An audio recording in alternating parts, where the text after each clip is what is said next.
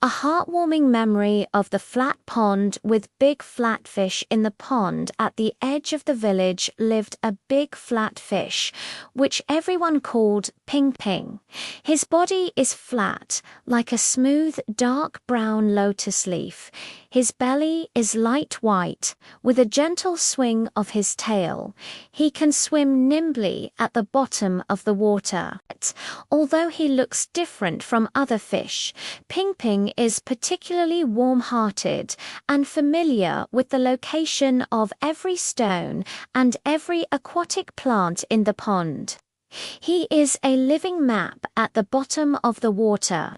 One early morning, Ping Ping was looking for little shrimps on the sand and stones at the bottom of the water for breakfast when she suddenly heard a soft woo cry.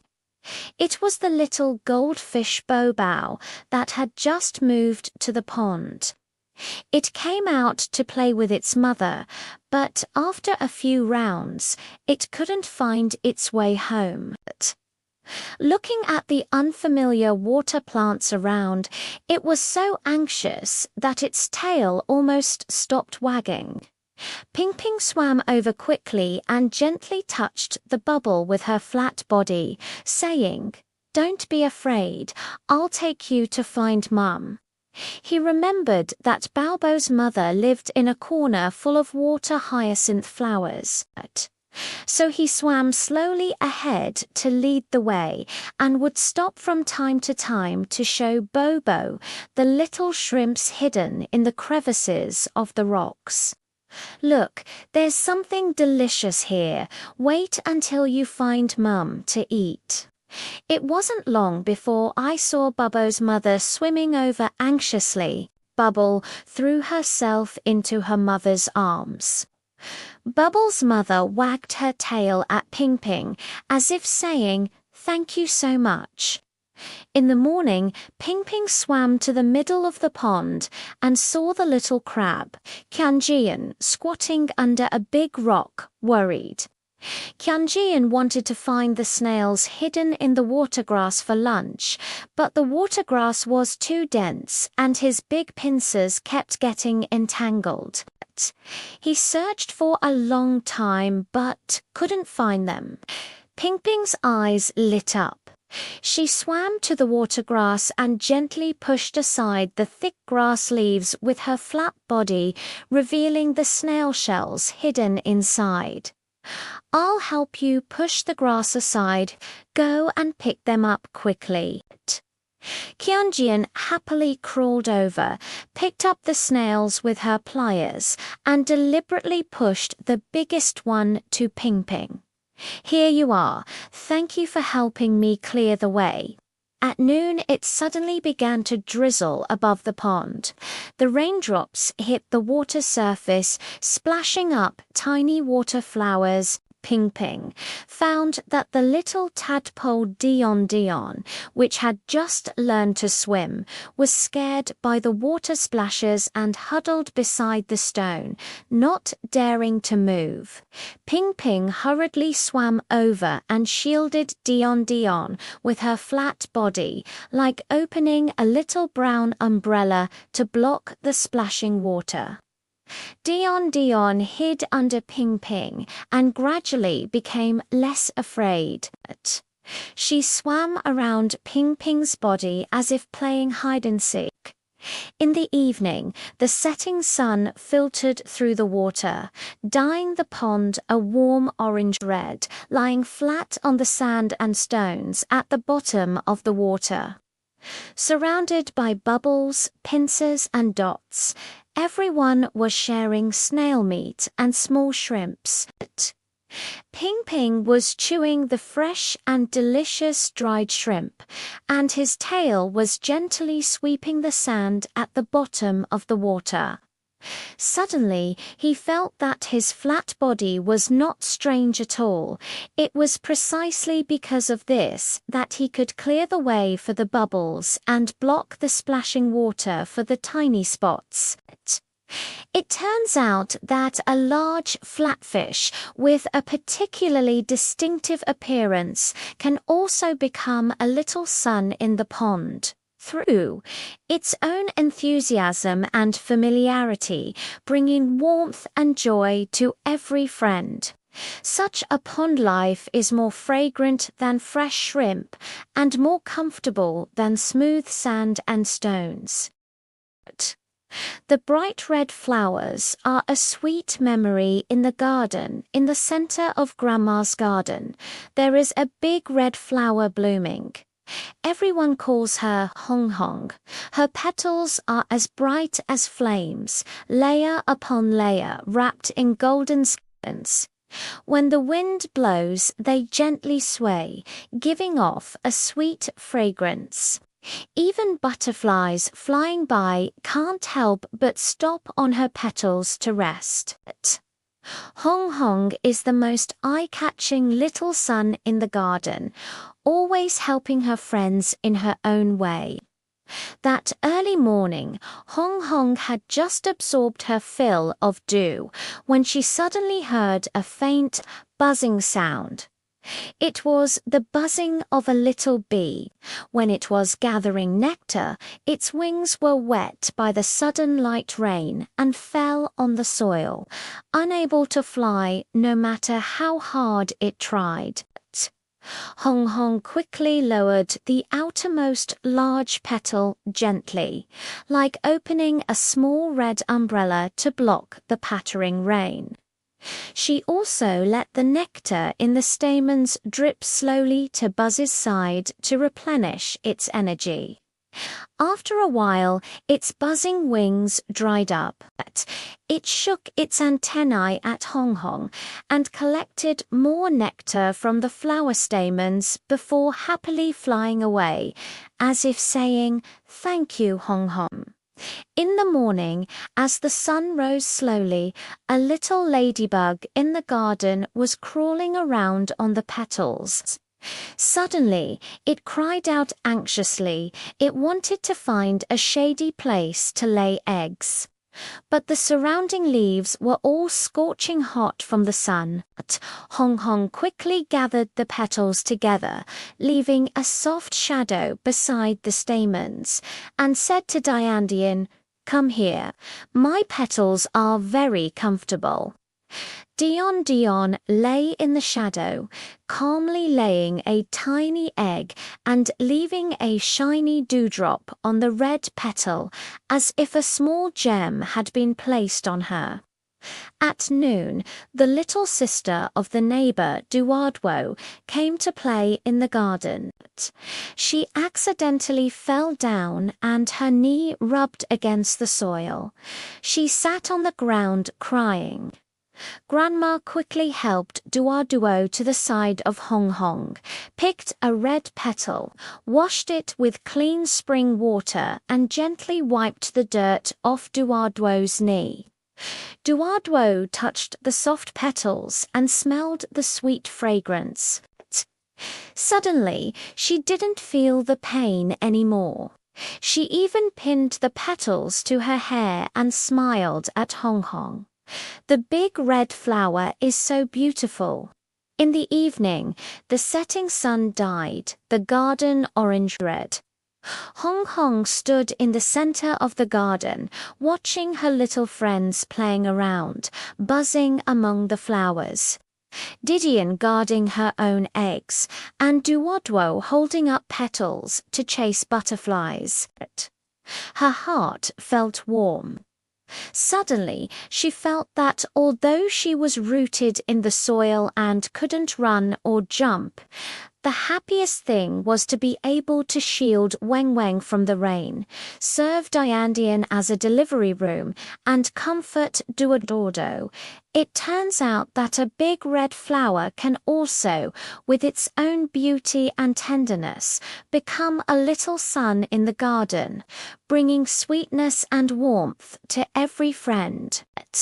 In the garden at night, the moonlight falls on the red petals, and even the dewdrops are shining with a sweet light, as if they are clapping for this lovely big red flower. The grassland guardian story of the big dinosaur Dundon in the prehistoric green grassland. There lived a big dinosaur named Dundun. He has thick brownish-green skin, as if wrapped in a layer of hard little armor. His legs are as thick as tree trunks, and when he flaps his tail, it can sweep away wild grass half a person's height. He looks particularly imposing. Keeden Dunn is not fierce at all. His voice is soft, and he always likes to help his friends on the grassland. Everyone likes to call him the gentle big guy. One early morning, Dundon was on the grassland munching on tender ferns for breakfast, when suddenly she heard a woo cry.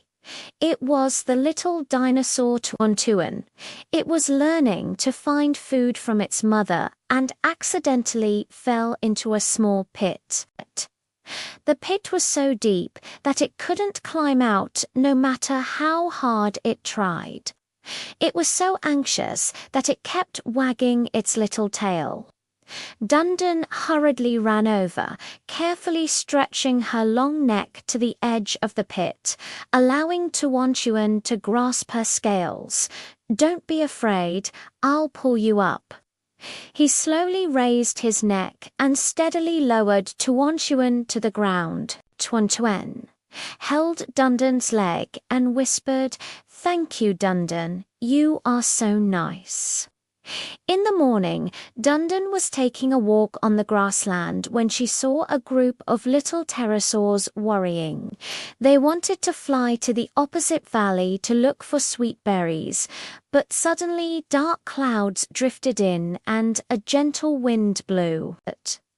The little pterosaurs were afraid of being blown away by the wind and dared not take off. Dundon's eyes lit up. He slowly lay down on the ground, using his long back as a temporary bridge. "Just crawl along my back and you'll reach the edge of the valley." The little pterodactyls lined up, stepping on Dundon's warm back, and smoothly reached the side of the valley. They picked a bunch of the sweetest berries and threw them to Dundon. "Here you are. Thank you, little bridge." At noon, it began to drizzle. Dundon noticed that the newly hatched little dinosaur Dion had no place to take shelter from the rain and was shivering behind a rock. Dundon hurried over, using her broad body to shield herself from the rain. She also shielded Dion by her legs and gently covered it with her tail. Dion hid in the warm little tent and gradually stopped shivering. She even rubbed against Dundon as if saying, "It's so warm with you around." In the evening, the rain stopped and the setting sun dyed the grassland an orange. Dundon was sitting in the center of the grassland, surrounded by Tuan, the little pterodactyls, and Diandian. Everyone was sharing sweet berries and tender ferns. Dundon chewed the berries, looking at the smiling faces of her friends, her tail swaying gently, feeling warm in her heart. He suddenly felt that his big guy was not only for gnawing on plants and wagging his tail, but also could help everyone solve problems. It was much happier than taking a walk alone on the grassland. It turns out that even a huge dinosaur can, with its own tenderness and strength, become a guardian on the grassland, bringing safety and happiness to every friend. When the moon rose, Dundon was still watching the stars with his friends. His body became everyone's big cushion, and the little dinosaurs leaned against him, listening to him tell stories about the grassland. The night on the prehistoric grassland was quiet, with only the laughter of friends floating in the wind. Because of Dundan, this grassland became warmer and more lively. Such days were more wonderful than sweet berries, and more comfortable than the warm sunshine. A sweet memory of a garden filled with pink little flowers in the small flower bed of the kindergarten. There is a tiny pink flower blooming. Everyone calls her Pink. Her petals are like soft pink marshmallows, layer upon layer wrapped with tender yellow stems. When the wind blows, they gently sway and give off a faint sweet fragrance. Even the little butterflies passing by can't help but stop and circle around her petals. Pink is the most gentle little angel in the flower bed, always loving to surprise her companions in her own way. That early morning, Fenfen had just absorbed her fill of the morning dew when she suddenly heard a faint buzzing sound mixed with the pattering of the rain. It was the buzzing of a little bee. When it got up early to gather nectar, it didn't bring any rain gear, and its wings got wet from the rain and fell on the soil of the flower bed, shivering with cold. Fenfen quickly lowered the outermost large petal gently, like opening a small pink umbrella, firmly blocking the raindrops. She also let the nectar stuck in the stamens drip slowly to Wang's side and said softly, "Taste it quickly and replenish some strength." After a while, its buzzing wings dried up. It waved its antennae at Fenfen and collected more honey from the flower stamens before flying away, as if saying, "Thank you, Fenfen, your honey is the sweetest." In the morning, as the sun slowly rose, the little ladybug was crawling around in the flower bed. Suddenly, it hurriedly stopped on the pink leaves. It wanted to find a safe place to lay eggs, but the leaves around were either too hard or too slippery. Fenfen quickly and gently closed the petals, leaving a soft shadow beside the stamens. "Diandian, come here. My petals are very comfortable." Dion lay on the pink petal, calmly laying a tiny egg and leaving a shiny dewdrop on the pink leaf, as if a little gem had been placed on her. At noon, Duo, a little kid from the kindergarten, came to play by the flower bed. Her small hairpin accidentally dropped into the grass while running and jumping. She searched for a long time but couldn't find it. She was so anxious that she almost cried. When Fenfen saw the hairpin fall under the grass leaf beside her root, she quickly, gently shook the petals, allowing the sunlight to reflect on the hairpin, making it sparkle with a tiny light. Duo followed the light and immediately found the hairpin. She squatted down, gently touched the pink petals, and said with a smile, "Pink, you're so beautiful, and even helped me find the hairpin." After saying that, he even stuck the small sticker in his pocket on the stone beside Fenfen, as if giving her a small gift. In the evening, the setting sun dyed the flower bed a warm orange. Fenfen stood in the center of the flower bed, watching her friends' busy figures buzzing among the flowers, Diandian guarding her own eggs, and Duo singing songs with the children by the flower bed, feeling sweet in her heart. Suddenly, she felt that, although she was rooted in the soil and couldn't run or jump, being able to shield Wang from the rain serve as a small delivery room for Diandian, and help Duwadwo find hairpins was the happiest thing. It turns out that a tiny pink flower can also, with its own tenderness and beauty, become a little sun in the garden, bringing sweetness and joy to every friend. In the flower bed at night, the moonlight fell on the pink petals, and even the dewdrops glowed pink, as if applauding for this lovely little flower. Moreover, Fenfen also found that the other little flowers in the flower bed were quietly helping her companions. The entire flower bed had turned into a warm little world. Such days were sweeter than nectar and warmer than the sun. The forest healing story of Pink Bear Duwadwo. Deep in the forest, in the cherry blossom grove, there lives a special little bear named Duwadwo. Unlike other little bears with brownish-black fur, she has a body full of short, tender pink fur, like cotton candy wrapped in the scent of cherry blossoms. Her round belly feels soft to the touch, and even her voice is soft, like the rustling sound of the wind blowing through a cherry blossom tree. At first, the little animals thought her fur color was very special and were a little reluctant to get close. It wasn't until they noticed that Duwadwo was hiding countless warmth in her arms. One early morning, Duwadwo was sitting under a cherry blossom tree, holding a small earthenware pot filled with honey and having breakfast. Suddenly, she heard a soft woo cry.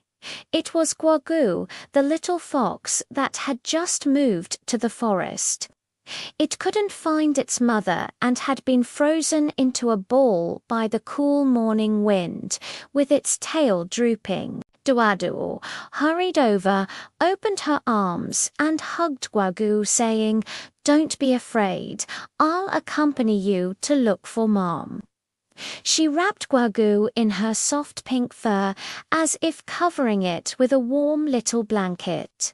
She also scooped out a spoonful of the sweetest honey from the jar and fed it to Gwagu, with honey in her mouth, gradually stopped crying and followed Duwadwo to look for her mother in the cherry blossom forest. It wasn't long before the fox mother came running anxiously. Gwagu threw herself into her mother's arms and turned back to wave at Duwadwo, saying, "Thank you, Duwadwo. Your fur is warmer than my little nest." In the morning, Duwadwo was picking up petals in the cherry blossom grove when she saw the little squirrel Lely squatting on a branch, worried. It wanted to make a cherry blossom wreath for its sick grandma, but it couldn't reach the highest cherry blossom branch. Even if it stood on tiptoe, it could only touch a few leaves. Duwadwo quickly raised her paw and let Lely climb onto her shoulder. "I'll lift you up. You can pick freely." Lely stood steadily on Duwadwo's shoulders, picked the most tender pink cherry blossoms, and specially knitted a small cherry blossom hairband for Duwadwo to wear on her ears. "Duwadwo, this is for you. It looks so beautiful on you." At noon, it suddenly began to drizzle and a gentle wind blew. The little rabbit Tuantuan, who was just playing in the forest, didn't bring anything to shelter from the rain. Her ears were all wet from the rain and she was shivering behind a stone. Duwadwo hurried over, using her chubby body to shield against the wind and rain. She also spread the cherry blossom petals she had picked up beside Tuanchuan to make the ground less cold.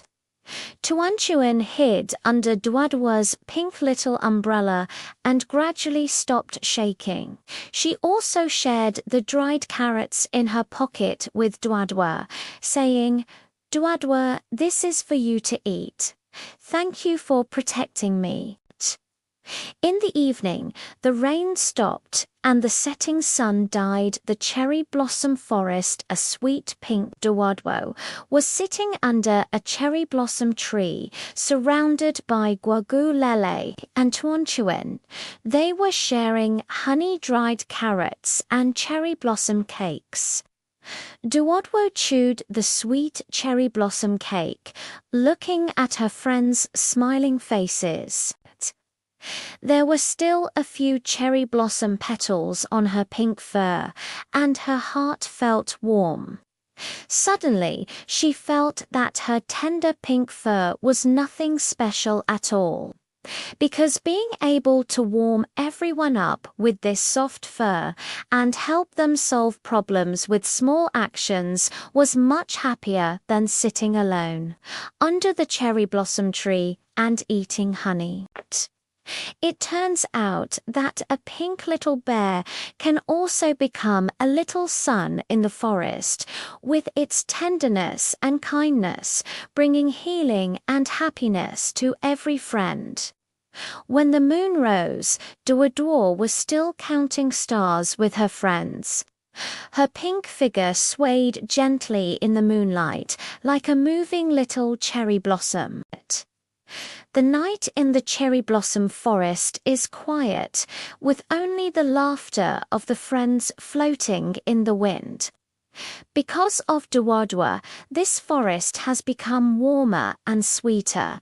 Such days are sweeter than honey and more beautiful than cherry blossoms. The beetle's guardian in the black grass in the grass of the park lived a little beetle, and everyone called him Hi-Hey. He has a shiny black shell, as if wearing a smooth little armor. His 6 slender legs are particularly powerful. Whether it is smooth leaves or rough tree bark, he can climb up steadily. At first, his friends thought his hard shell was cold and lifeless.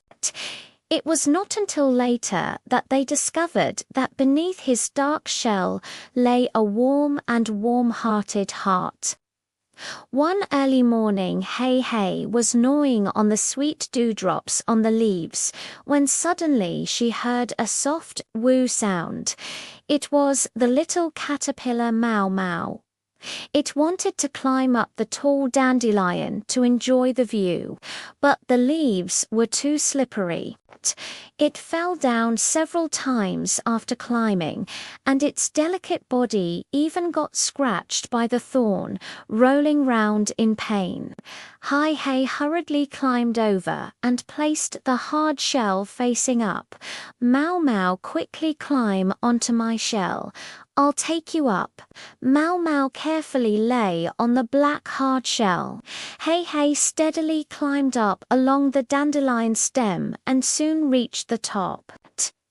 Mau looked at the little flower in the distance and happily said to Hi, "Thank you, Hi, your shell is more stable than a small ladder." In the morning, a gentle wind suddenly blew in the grass. A large withered leaf was blown up and was about to hit the little ant Tuanchuan that was carrying aphid eggs. Hey was quick-witted and immediately climbed up to Tuan's side, standing the hard shell upright, as if holding up a small shield.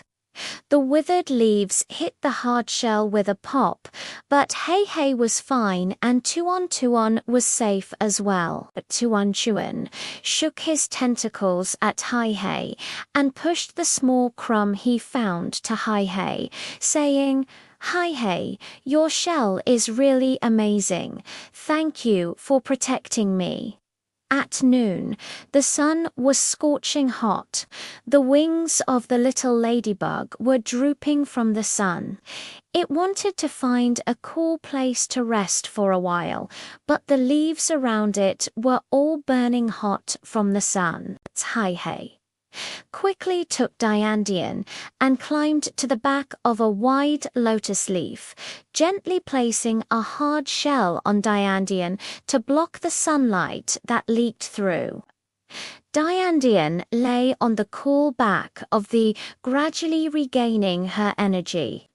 She shook Hai-Hei's red back shell and said, "Hai-Hei, you really know how to find a place. It's so cool with you around." In the afternoon, the little brother of the neighbor was playing in the grass. Accidentally, he dropped his beloved glass marbles into a crack in a stone. His fingers couldn't reach in, and he was so anxious that he was on the verge of crying. Hai-Hei happened to pass by and saw the shiny marbles in the crevice of the rock. He quickly climbed in and gently pressed the marbles with his hard shell, pushing them out of the crevice, bit by bit. Halfway through the push, he even called in the little ant Tuantuan for help. One pushed and the other pulled, and finally they managed to push the marbles out. The little brother picked up the marbles and happily said to the grass, "Thank you all." Hai-Hei hid under the leaves, looking at his little brother's smiling face, feeling sweet in his heart. In the evening, the setting sun died, the grass and dread. Hai-Hei lay on her favorite leaf, surrounded by Malmo, Tuantuan and Diandian, sharing breadcrumbs and sweet aphid honey. Chewing on the breadcrumbs, Hai-Hei suddenly felt that his hard shell was not only for protecting himself, but also could serve as a ladder, a shield against the sun for his friends. It was much happier than basking in the sun alone on the leaves. It turns out that even a tiny beetle can, with its hard shell and enthusiasm, become a little guard in the grass, bringing safety and happiness to every friend. When the moon rose, Hai-Hei was still crawling round on the leaves, helping his friends check if there was any danger. The night in the grass is quiet, with only the chirping of insects wafting in the wind. Because of Hai-Hei, this patch of grass has become warmer and more lively. Such days are sweeter than sweet aphid honey and more reassuring than hard shells. The bright garden messenger of the golden beetle in the sunflower garden in summer. There lived a scarab beetle named Liang Liang. Its carapace shone with a metallic luster, as if it were wearing a small golden armor. When its wings spread out, faint green patterns could be seen. When it flew, it made a buzzing sound like a moving little sun. All the friends in the garden like it, because Liang Liang not only flies fast, but also can remember the position of each flower. It is the most reliable garden messenger. One early morning, Liang Liang was basking in the sun on the sunflower head when suddenly he heard the anxious cry of the little ant Guagu. Something's wrong. Our ant nest was washed with a small hole by the rain. We need to borrow some beeswax from Sister Bee to repair it, but I can't find her hive. Liang Liang immediately flapped his wings and said, "I'll help you look for it." It flew to every corner of the garden and finally found Sister Bee's hive behind the rose bushes. It passed on Guago's message word for word. Sister Bee quickly filled a small jar of beeswax and asked Liang Liang to bring it to Guoguo. When Liang Liang delivered the beeswax to the ant nest, Guoguo was anxiously waiting for news with her friends. After taking the beeswax, Guoguo waved her antennae at Liang Liang and said, "Thank you, Liang Liang. You are truly our savior." In the morning, Liang Liang was taking a rest among the dandelion bushes when he saw the little butterfly Hong Hong squatting on a petal, worried. Hong Hong wanted to invite her friends in the garden to the pollen party tomorrow, but many of them lived deep in the garden and she couldn't notify them all by herself. Liang Liang immediately offered to help. "I'll be your messenger." It carried the petal invitation written by Hong Hong, which was actually petals with different pollen representing different messages. First flew to the morning glory vine to inform the little snail, then flew to the clover field to find the little ladybug, and finally circled to the pond to tell the little frog. Every time it arrived at a place, Liang Liang would use its shell to reflect sunlight, allowing its companions to spot it at a glance. In no time, it had delivered all the invitations. Hong Hong happily surrounded Liang Liang and said, "With your help, the party is sure to go smoothly." At noon, a gentle wind suddenly blew in the garden, causing the little dragonfly Ding Ding, which had just learned to fly, to deviate from its course.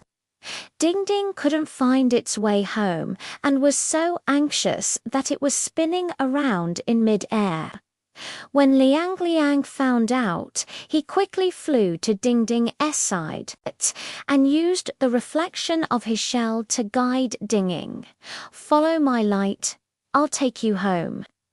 While flying, it reminded Dinging to avoid the direction of the wind and slowly sent Dinging back to the reeds by the lotus pond. Dinging's mother thanked Liang Liang repeatedly and even gave it a drop of sweet lotus leaf dew. In the evening, the setting sun dyed the garden orange. Liang Liang stopped on the largest sunflower head, surrounded by Guoguo, Hong Hong, and Ding Ding, sharing the sweet nectar and lotus leaf dew. Liang Liang licked the nectar at the corner of his mouth and flapped his wings gently. Suddenly, he felt that although he was short, being able to help his friends pass on messages and solve problems was even happier than basking in the sun alone. It turns out that a tiny scarab beetle can also become a little sun in the garden with its own brilliance and enthusiasm, bringing joy and hope to every friend. Such a garden life is even more brilliant than a golden shell and more beautiful than sweet nectar. The blue butterfly, the blue garden messenger in Grandma's garden, lived a blue butterfly, and everyone called her Lanlin. Her wings seemed to be sprinkled with a layer of shiny blue powder. When the sunlight shone on them, they glistened with a faint purple light, and there were fine white edges at the edges. When she flew, she looked like a dancing blue petal. Even passing bees couldn't help but stop to take a look. Lanlan was not only beautiful, but also very warm-hearted. She always loved to pass on messages for her friends in the garden. Everyone called her Little Garden Messenger. One early morning, Lanlan was absorbing sweet nectar from rose petals when she suddenly heard a woo cry. It was the little ant Guoguo. It had made an appointment with its friends to go to the vegetable garden to look for breadcrumbs, but after searching for a long time, it couldn't find the way and was so anxious that it kept shaking its antennae.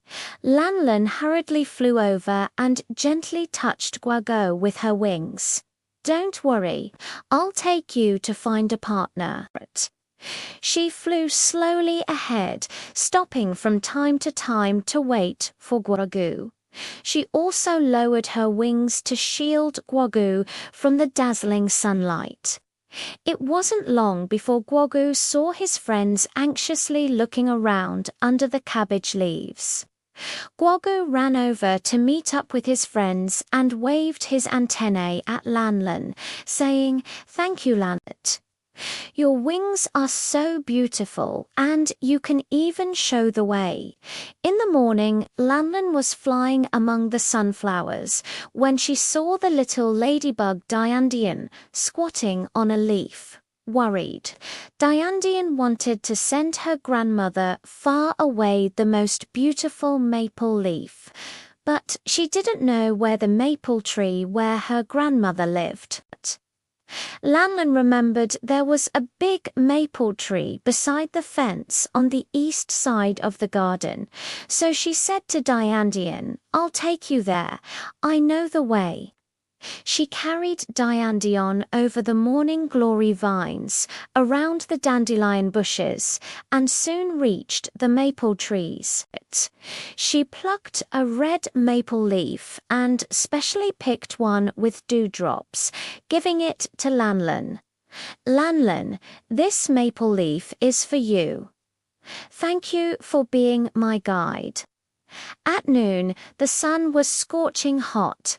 Lanlin found that the little butterfly that had just emerged from its cocoon could no longer fly. Its wings were wilted by the sun and it was about to suffer from heat stroke when it landed on the soil. But Lanlin hurriedly flew over, using her wings to block the sunlight.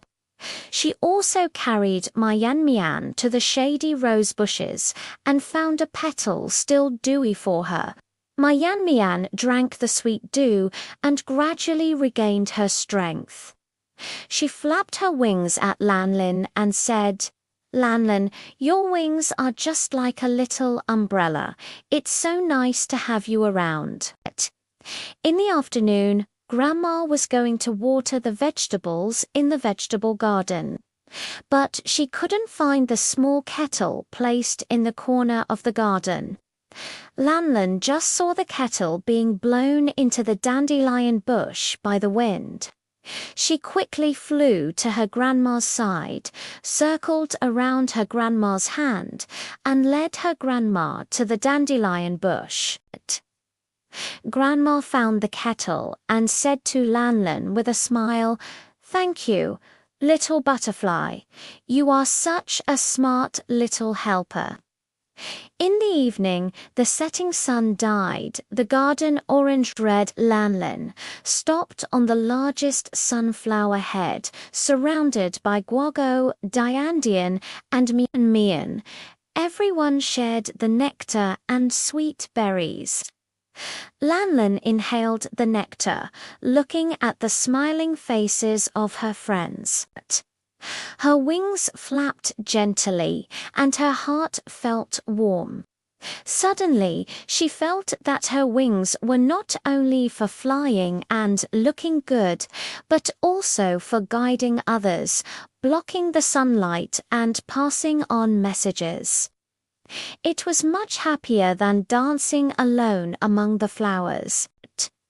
It turns out that a beautiful blue butterfly can also, with its own enthusiasm and agility, become a little sun in the garden, bringing joy and help to every friend. When the moon rose, Lanlin was still flying among the flowers. The blue light on her wings gently twinkling in the moonlight, like a little flying star.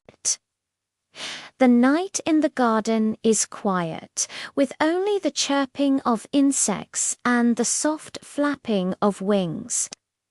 Because of Lanlan, this garden has become warmer and more lively. Such days are more beautiful than sweet nectar and more delightful than beautiful wings. The forest guardian of Tiger, away deep in the forest, on the sunny slope, lived a tiger named Away. He has a golden coat with black stripes, like wearing a gorgeous floral coat. His long tail swings powerfully, looking particularly imposing. At first, the little animals in the forest were a little afraid of him. But they found out that Away's imposing presence was never used to scare his companions. Instead, he was always silently protecting everyone. One early morning, Away was drinking water by the river when he suddenly heard a squeaking cry for help from afar. It was the little squirrel Lat. When it was picking pinico nuts on the tree, it accidentally stepped on a branch and got stuck on a vine in mid-air. The vine became looser and looser as it was about to fall. Away immediately ran over, stood steadily under the tree, and said softly to Lele with his broad shoulders, "Don't be afraid, I'll catch you." Labu gathered her courage and let go of the vine, which landed right on Away's soft fur without causing any injury. Labu hugged Away's ear and whispered, "Thank you, Away. You're not scary at all." In the morning, Away was patrolling in the forest when he saw a strange wild dog chasing the little antelope Duadwa. Duadwa was so scared that her legs went weak, and she desperately hid in the woods. Away hurried over and let out a soft growl at the wild dog.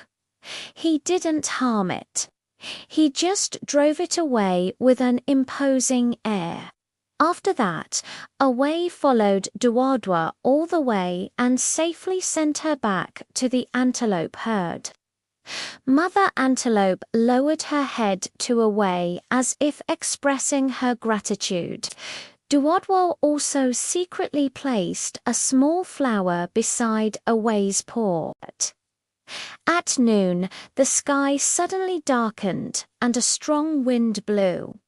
Away noticed that the leaf pit of the little hedgehog Kuki was blown into a mess by the wind.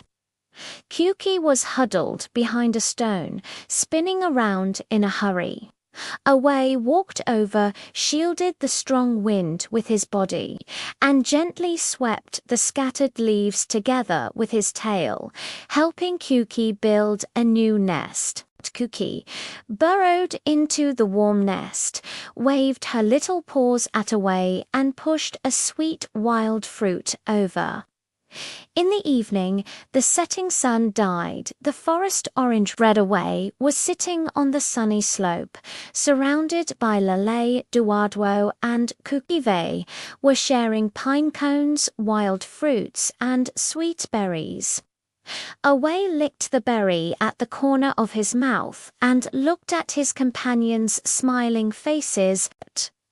Suddenly, he felt that protecting everyone was much more enjoyable than taking a walk alone in the forest. It turns out that even a powerful tiger can become a gentle guardian. By protecting the weak with its own strength, it can gain a wealth of friendship. When the moon rose, Away was still watching the stars with his friends.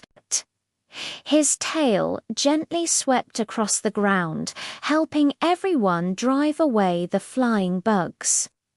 The night in the forest is quiet, with only the laughter of friends floating in the wind. Because of Away, this forest has become warmer and more lively.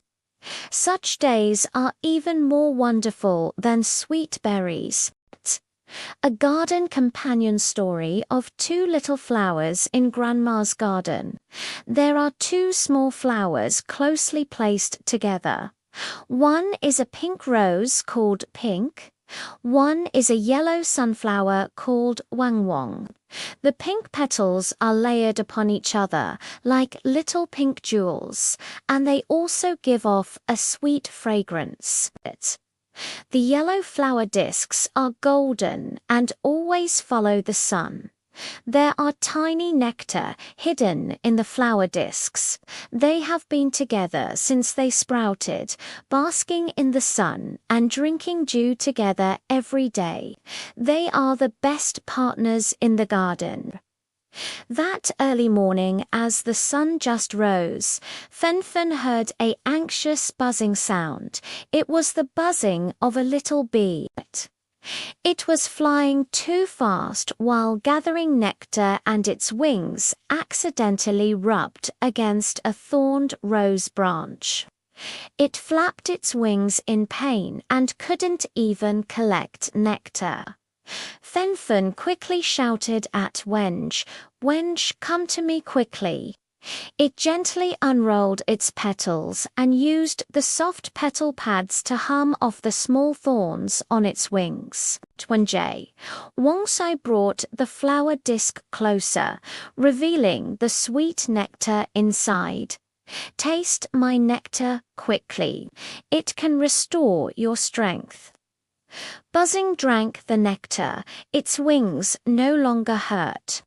It waved its antennae at the two little flowers and said, "Thank you, Pink and Yellow. You two are truly the best partners." In the morning, a few dark clouds suddenly drifted in from the sky, and it seemed that it was about to rain. The little snail, which had just been playing in the garden, slowly found a place to shelter from the rain before it could even get a few drops of rain on its shell. Fen and Wang Huang quickly discussed, "Let's help keep the rain off slowly together." Pink unfurled the large pink petals, while Yellow tilted the golden flower plate. The two petals joined together as if a pink and yellow umbrella had been opened. Slowly and quickly hide under the umbrella and happily say, "Thank you all." This little umbrella is more comfortable than leaves. After the rain stopped, a shiny dewdrop slowly left beside the two flowers, as if a small pearl had been given to them. At noon, the sun was scorching hot. Dudu, the little brother of the neighbor, came to the garden to play. He wanted to pick the most beautiful flower for his mother as a gift. But looking at Fen and Huang Huang, he didn't know which one to choose. Fen smiled and said, "It doesn't matter. We can be gifts together." Huang Huang also nodded. Dudu carefully picked the two flowers, gently tied them together with a rope, and gave them to her mother. Mum looked at Fen and Huang Huang and said with a smile, "Two flowers together are even more beautiful than one." In the afternoon, Fen found that her petals were a little wilted because the sun was too strong at noon, and it didn't drink enough dew. Wang Huang quickly turned the flower tray towards Fen, using his own flower tray to block the sunlight. He also gently dropped the dew stored in the flower tray onto Fen's roots. "Don't worry. I'll shield you from the sun and even bring you water." Fen drank the dew and gradually regained its energy. It unfurled its petals towards Huang Huang, spreading the sweet fragrance to his side. "Thank you, Huang Huang. Your fragrance combined with mine must be even more pleasant." In the evening, the setting sun dyed the garden orange red. Fen and Huang Huang leaned against each other, watching their little friends around them, buzzing among the flowers. Slowly climbing on the leaves, and Dodo chasing butterflies in the garden. Their hearts felt warm. Fen said to Huang Huang, "With your help, we can help many friends." Huang Huang nodded. Yes, two people together are much more powerful than one. It turns out that two tiny flowers, as long as they keep each other company and help each other, can become the little sun in the garden, bringing warmth and joy to every friend. The wind in the garden is still blowing. The soft fragrance and the golden sunlight are still there, as if saying, whether it's one flower or two, as long as there are friends in your heart, you can make the garden more beautiful. The Desert Guardian story of camels. Camels in the Golden Desert lived a camel called Tuatu. He has a thick brownish coat of hair, as if wrapped in a warm velvet blanket. The two curved small mountains humps on his back are brimming with energy. His long legs can easily walk through scorching sand, and he is not even afraid of the hottest sun in the desert. Tuatuo not only can walk in the desert for a long time without drinking water, but also is familiar with the location of every oasis. It is well known as a reliable guide in the desert. One early morning, Tuatuo was drinking water by the oasis when suddenly she heard a woo cry. It was the little hedgehog Kuki. It had come to explore the desert with the caravan and accidentally got separated from everyone. The sand was so hot that its little paws turned red, and it was so thirsty that it kept licking its lips. Tuo hurried over, squatted down and said, "Kuki, don't be afraid. I'll take you to find the oasis." It let Kuki gently lie on its soft camel hair and slowly walk towards the nearest oasis. From time to time, it would take out the clear water it had stored from the hump and catch it with leaves for Kuki to drink. It wasn't long before the caravan was seen anxiously looking for Kuki by the oasis. Kuki jumped down and shook his little paws at Tuatu, saying, "Thank you, Tuatu. You are truly my savior." In the morning, Tuatu was patrolling in the desert when it saw the little lizard Lele squatting on a rock, worried. It wanted to give the desert berries it had found to a friend far away, but the berries were too heavy for it to drag. It was also afraid that the sun would damage the berries. Tuatuo immediately stopped, gently picked up the leaf bag containing the berries with his mouth, and placed it in the small cloth bag on his back, saying, "I'll deliver it for you. I know where your friend lives in the oasis." Carrying the berries on its back, it walked steadily across the sand dunes and delivered the berries intact to Lele's friend. Lele's friend bowed to Tuatuo and gave it the sweetest berry. "Thank you, Tuatuo. Your back is more reliable than a small basket."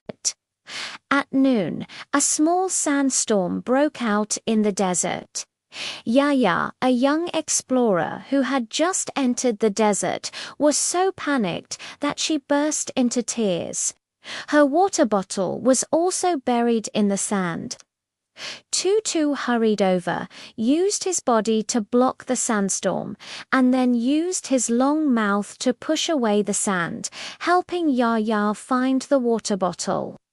It also took Yaya to hide behind the rocks. But after the sandstorm passed, it sent Yaya to a safe caravan camp. Yaya held Tutu's leg and whispered, "Tutu, with you by my side, I'm not afraid of the desert." In the evening, the setting sun dyed the desert orange-red. Tuo stood by the oasis, surrounded by Kukilele and Yaya, sharing sweet desert berries and cool spring water. Tuo chewed the berries and looked at the smiling faces of his friends. Suddenly, he felt that his hump was not only used to store energy, but also to help everyone transport things. My thick fur is not only for sun protection, but also can serve as a little blanket for my friends. It's much happier than taking a walk alone in the desert. It turns out that even a simple camel can, with its own tenacity and kindness, become a little sun in the desert, bringing safety and warmth to every friend. When the moon rose, 202 was still watching the stars with its friends. Its shadow stretched long over the desert like a warm little tent. The night in the desert is quiet, with only the laughter of friends floating in the wind. Because of 202, this desert has become increasingly gentle and lively. Such days are sweeter than desert berries and cooler than oasis spring water. The pond guardian story of the croaking bullfrog. In the pond at the edge of the village lived a strong bullfrog, which everyone called Guagua. He has a dark green skin with specks of black spots, as if he were wearing a camouflage coat. His hind legs are thick and strong, and he can jump far with a single kick. But what's most special about him is his loud voice. When he cries out, "Quack, quack," the whole pond can hear it. At first, the little animals were all afraid of his loud chirping. Later, they found that behind his quack-quack voice was a heart full of warmth. One early morning, Guagua was basking in the sun on the lotus leaves by the pond when suddenly she heard a soft woo sound. It was Dion, a little tadpole just learning to swim. It came out with its mother to look for food and was accidentally washed into a corner of the pond by the current. All around were tall water plants, and it couldn't find its way home no matter how hard it tried. Gua. Gua quickly called out, "Gua Gua," 3 times. The sound passed through the water plants and reached the ears of the tadpole mother. The mother tadpole followed the sound and came over Dion. Dion threw herself into her mother's arms at once and wagged her little tail at Guagua. "Thank you, Guagua. Your voice is even more effective than a small trumpet." In the morning, the sun was slowly rising. The little dragonfly was resting on the lotus leaf. Suddenly, it was blown into the pond by a gust of wind. Its wings got wet, and it couldn't fly no matter how hard it tried. When Guagua saw this, he quickly jumped over and used a wide lotus leaf as a small boat, gently pushing it to Tinting's side. Tinting quickly climbed onto the lotus leaf. "I'll take you back to the shore." He gently paddled the water with his hind legs, pushing the lotus leaf to the shore. After drying his wings, Tinting waved his antennae at Guagua and said, "Thank you, Guagua. Your little boat is so stable." At noon, a mischievous little crab named Tianshon was looking for snails in a crevice of a stone by the pond when it accidentally got its big pincers entangled in water plants. No matter how hard it tried to pull them apart, it couldn't break them. So anxious, it made a click-click sound to pick up the stone. Gua Gua heard the sound and ran over. With its strong hind legs, it gently pushed aside the water plants and helped Kyunjian pull the snails out of the crevices of the rocks. "Don't worry, I'll help you." After being saved, the pliers gave the snails to Gua Gua as a gift and tapped the pliers against him with a click as if saying, "Thank you." In the afternoon, a few children came to the pond, wanting to catch a few little frogs to play with. Quack, quack, quack. The sound reached the frogs' ears, and they all quickly hid in the deep water plants. The children didn't find the frog and had to leave. Little frog Tiao Chao emerged from the water plants and jumped at Gua Gua, saying, "Thank you, Gua Gua. Your loud voice is really our alarm." In the evening, the setting sun dyed the pond orange-red. Gua Gua sat on the biggest lotus leaf, surrounded by Dion, Dion, Ting Ting, Jion, Jion, and Tiaon, sharing snails and sweet aquatic plants. She called out, "Quack, quack, quack," as if singing. Looking at her friends' smiling faces, her heart felt warm.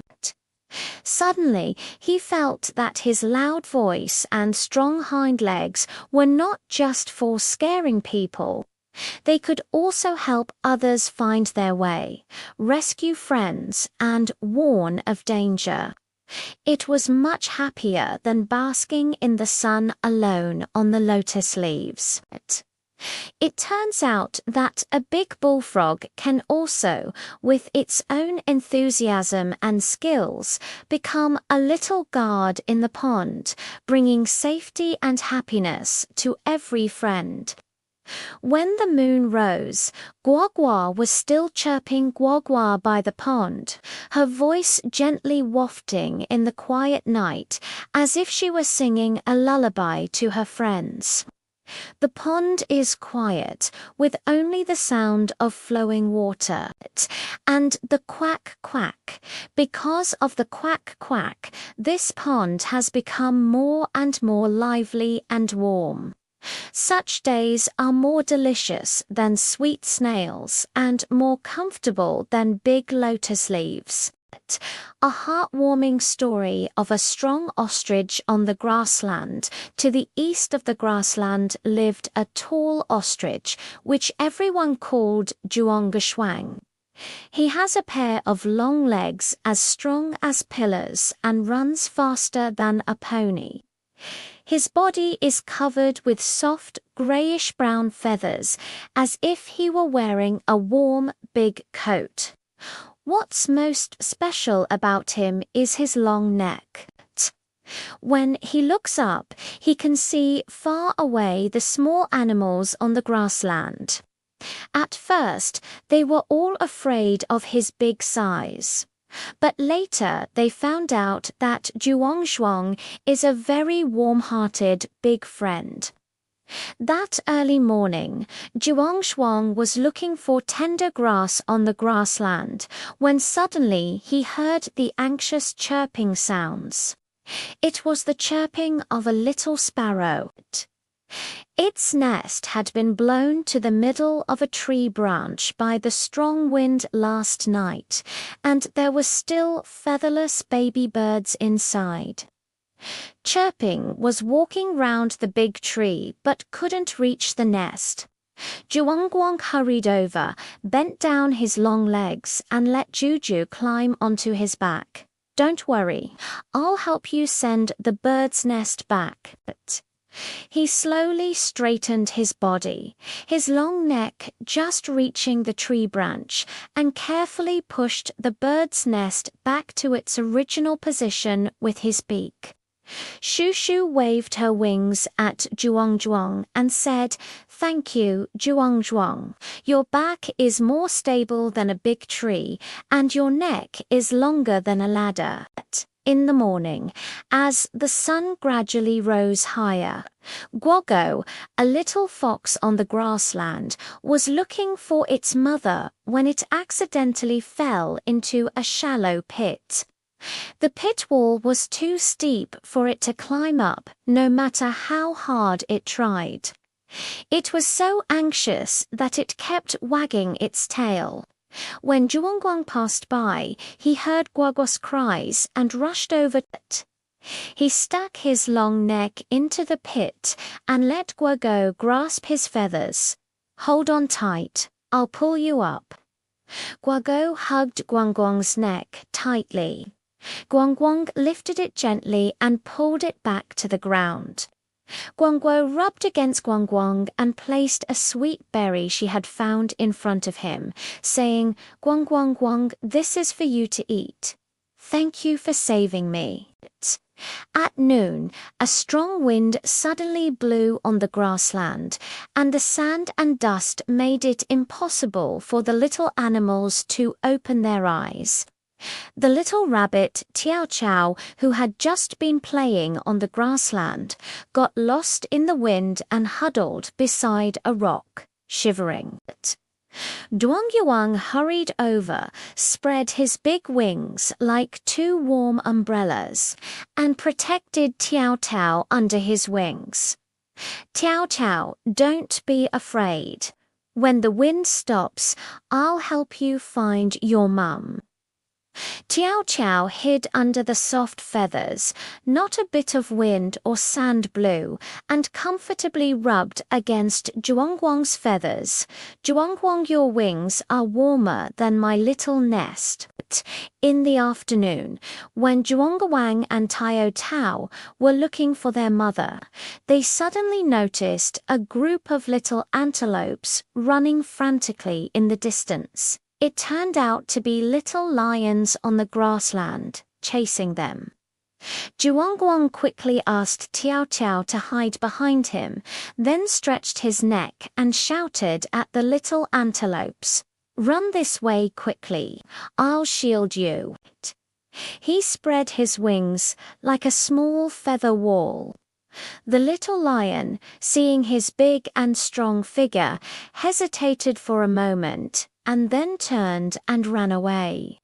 The little antelopes nodded at Zhuangguang and invited him to eat the tenderest grass on the grassland together. In the evening, the setting sun dyed the grassland an orange. Zhuangguang was sitting on the earthen slope of the grassland, surrounded by Shushu, Guoguo, Tiao Chao, and a few little antelopes. They were sharing sweet berries and tender grass together. Duangashuang chewed on the green grass, looking at the smiling faces of his friends. His long neck swayed gently, and his heart felt warm. Suddenly, he felt that his big stature and long legs were not only for running and finding food, but also could help everyone save birds, pull little foxes, shield against sandstorms, and protect little antelopes. It was much happier than running alone on the grassland. It turns out that even a tall ostrich can, with its own enthusiasm and skills, become a little sun on the grassland, bringing safety and happiness to every friend. When the moon rose, Zhuangzhuang was still counting the stars with his friends. His figure was long in the moonlight, like a warm little lighthouse on the grassland. The grassland is quiet, with only the chirping of insects and the laughter of friends floating in the wind. Because of Zhuangguang, this grassland has become more and more lively and warm. Such days are sweeter than sweet berries and more comfortable than soft feathers. The red tomatoes are a sweet memory in the vegetable garden in Grandma's vegetable garden. There is a tiny tomato hanging on a bamboo rack, and everyone calls it Hong Hong.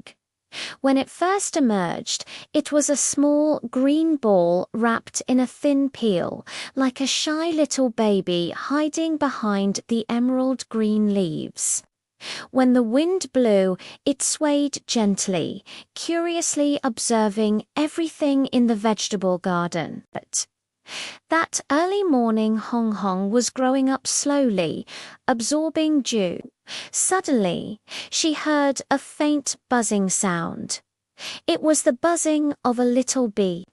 While gathering nectar, it had accidentally got its wings stuck by a spider web. It struggled for a long time, but couldn't break free, shaking with anxiety. Hong Hong quickly let the leaves beside her gently droop down to cover a corner of the spider web, and then shook the dew on her body onto the spider silk, allowing it to gradually soften. Buzzing took the opportunity to break free from its wings and landed on the red and green fruits to rest for a while. It waved its antennae at Hong Hong and said, "Thank you, Hong Hong. When you grow up, I will definitely come to be with you."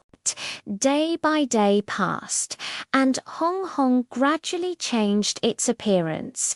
Its color changed from light green to pale yellow, and then from pale yellow to sweet red, as if wearing a red dress.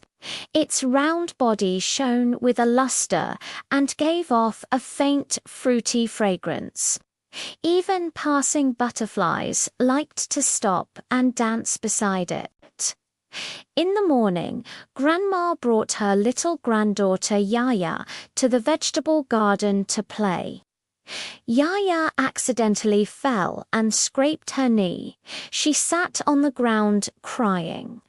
Grandma picked a ripe tomato, the one beside Hong Hong, wiped it clean and handed it to Yaya, saying, "Taste the sweet tomato and it won't hurt anymore." Yaya took a bite. Sweet juice spread in her mouth. Her crying gradually stopped. She reached out and touched Hong Hong, which was hanging on the shelf, and whispered, "When will you be mature? I still want to have sweet tomatoes again." Hong Hong shook her body as if saying, "It'll be very soon." At noon, the sun was a bit scorching. Little Aunt Guagu, along with her friends, was carrying breadcrumbs and was sweating profusely. Hong Hong quickly made the leaves open their green umbrellas to block the sunlight for the ants, and let the fragrance of the fruit on her body waft over to refresh them. Guago shook its antennae at Hong Hong and placed a small piece of breadcrumbs on the leaf beside Hong Hong, as if giving it a small gift. Finally, Hong Hong was fully ripe and turned into a bright red and sweet tomato. Grandma picked it and shared it with Yaya. Yaya took a bite and her eyes lit up immediately. It tasted even sweeter than last time. Although Hong Hong was eaten, it wasn't sad at all because it had helped Weng Weng, kept Yaya company, and even shielded the ants from the sun, leaving sweetness and warmth in the vegetable garden. It turns out that a tiny tomato, from its greenness to ripeness, can not only shine with a sweet luster, but also bring joy to the friends around it. The wind in the vegetable garden is still blowing, and the leaves are still swaying, as if saying, the next tomato will also be like Hong Kong, becoming a little sun in the vegetable garden, bringing sweetness and warmth to everyone. The windowsill guardian of the cactus spiny on the desk of the little girl Yaya. There is a cactus, which everyone calls Cece. Its body is round and emerald green, like a chubby green gem. Its surface is covered with fine little thorns, which feel pricked when touched. There is also a small pink flower blooming on its head, as if it were wearing a beautiful little hat. At first, Yaya was always afraid of being pricked by its thorns and didn't dare to approach. It was until later that she discovered that within the tiny thorns lay a great deal of tenderness. That early morning, Yaya had just opened the window for ventilation when a little bee buzzed in a panic. Suddenly, it began to drizzle outside. Its wings got wet and it couldn't fly back to the hive. It was circling around the room and was about to bump into the window glass. Cece quickly shook her body, allowing the pink flower above her head to gently sway towards Wu Meng.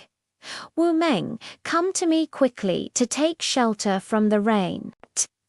Wen Wang saw the pink flowers and quickly flew over, landing on the petals and attaching its wet wings to the round body of the cactus. The prickly body was warmed by the sun and soon dried up Wang Wang's wings. After the rain stopped, Buzzing shook its antennae at Sichi and left a little nectar on the petals, as if saying, "Thank you, Sichi, your little platform is so safe." In the morning, the sun rose slowly and the windowsill became scorching hot. A little ant Guago crawled in through the window, hoping to find a cool place to rest for a while. But the desk was so hot from the sun that its little paws were almost red from the heat. Cece quickly moved her body and used her round shadow to build a small pergola for Guagu. "Come and rest in my shadow for a while. It's not sunny here." Guagu climbed under the canopy. It was indeed much cooler. It even touched Cece's little thorn as if greeting it. "Cece, your shadow is cooler than a leaf." At noon, Yaya was doing her homework at her desk when she suddenly found that her eraser was missing. She rummaged through her drawers and school bag, but couldn't find it. She was so anxious that she was on the verge of crying. Sissy shook its body quietly. It saw the eraser roll behind its flower pot and be covered by a fallen leaf. Yaya looked in the direction where Cici was shaking and indeed found the eraser. She happily touched the pink flower on the top of Cici's head and whispered, "Cici, thank you for helping me find the eraser. It turns out your little Cici is not scary at all." The prickly pink flowers swayed gently, as if smiling. In the afternoon, when Yaya was watering Cici, she found a tiny new bud growing in the flower pot. It was Cici's little baby. Yaya happily moved the flower pot to a place with better sunlight and deliberately placed a small glass cover beside it to prevent the little sprouts from being blown by the wind. Sissy looked at her little baby and then at the happy yacht. Her heart was warm. Her little Cece could not only protect herself and the baby, but also help her friends solve problems. It was much happier than staying quietly on the windowsill all the time. In the evening, the setting sun dyed the windowsill orange red. The prickly pink flowers sparkled in the setting sun, surrounded by wu meng, which flew back to gather nectar, and guogu, which fell asleep under the pergola. After finishing her homework, Yaya sat at her desk and gently touched Cici's body. This time, she wasn't afraid of the little thorns at all, because she knew that beneath them lay a warm heart. It turns out that a thorny cactus can also, with its own tenderness and tenacity, become a little guard on the windowsill, bringing safety and happiness to every friend.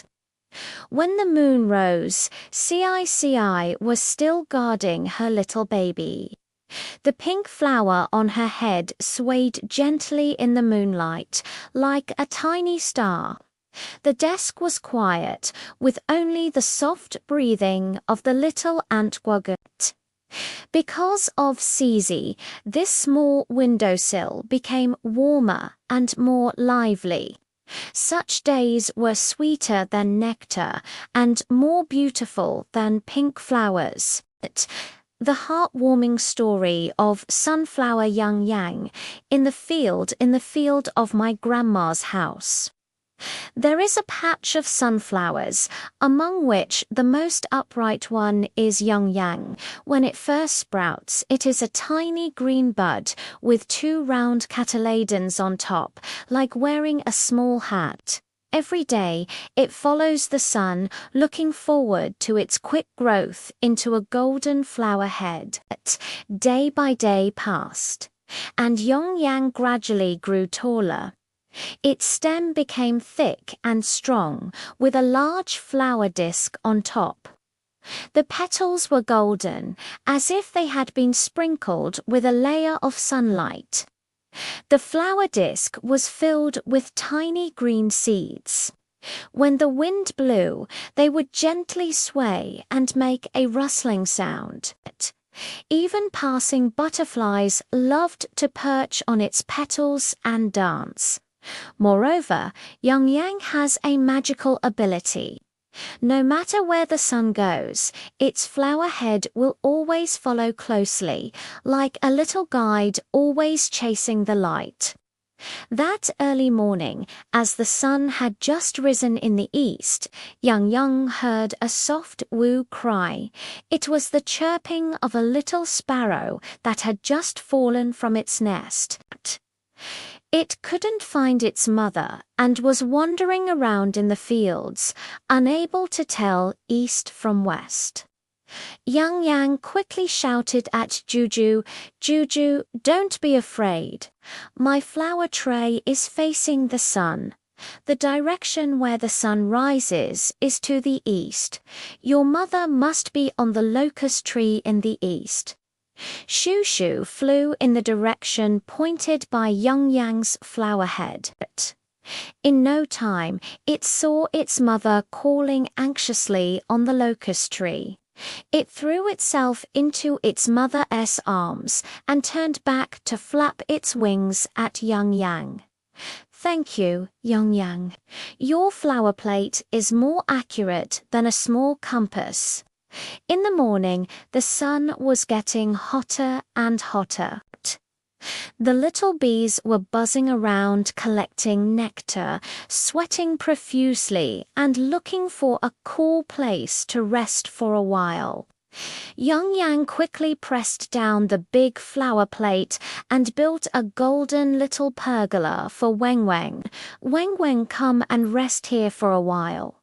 It's so cool under the flower beds."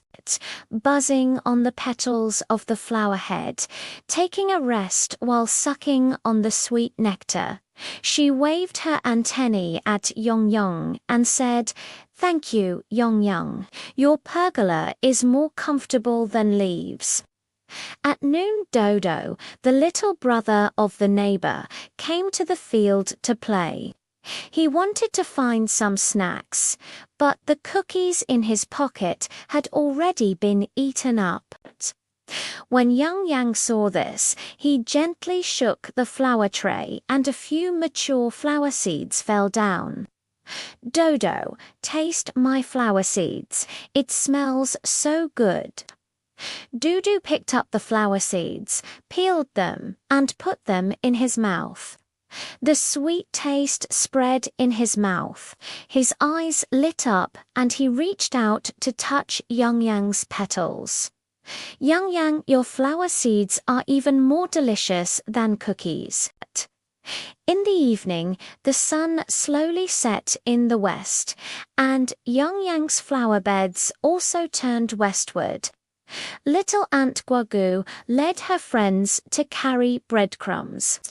They were too tired from walking and wanted to find a safe place to spend the night.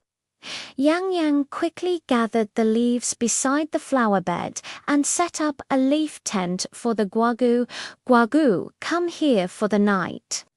Leaves can block dew, Guagu, and the others got into the tent and placed a small piece of breadcrumbs on Yang Yang's flower bed, as if giving it a little gift. The setting sun dyed the fields orange red.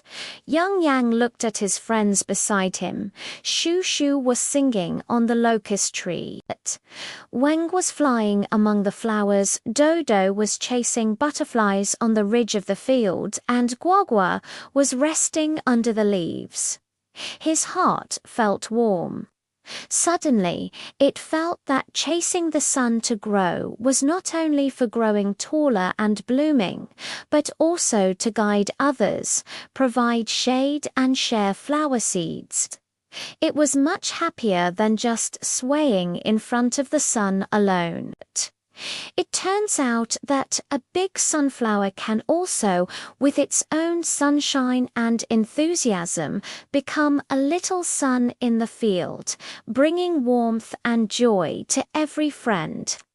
When the moon rose, Yang Yang's flower head still faced west, as if saying to the sun, "See you tomorrow, the fields are quiet." With only the chirping of insects and the rustling of the wind passing through the flower beds. Because of Young Yang, this field has become increasingly lively and warm.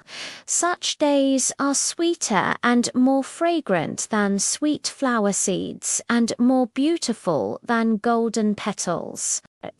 The guardian of the green grassland, on the grassland of the park, there grows a tiny blade of grass, which everyone calls green. Its leaves are a tender emerald green, like silk ribbons dyed by spring rain.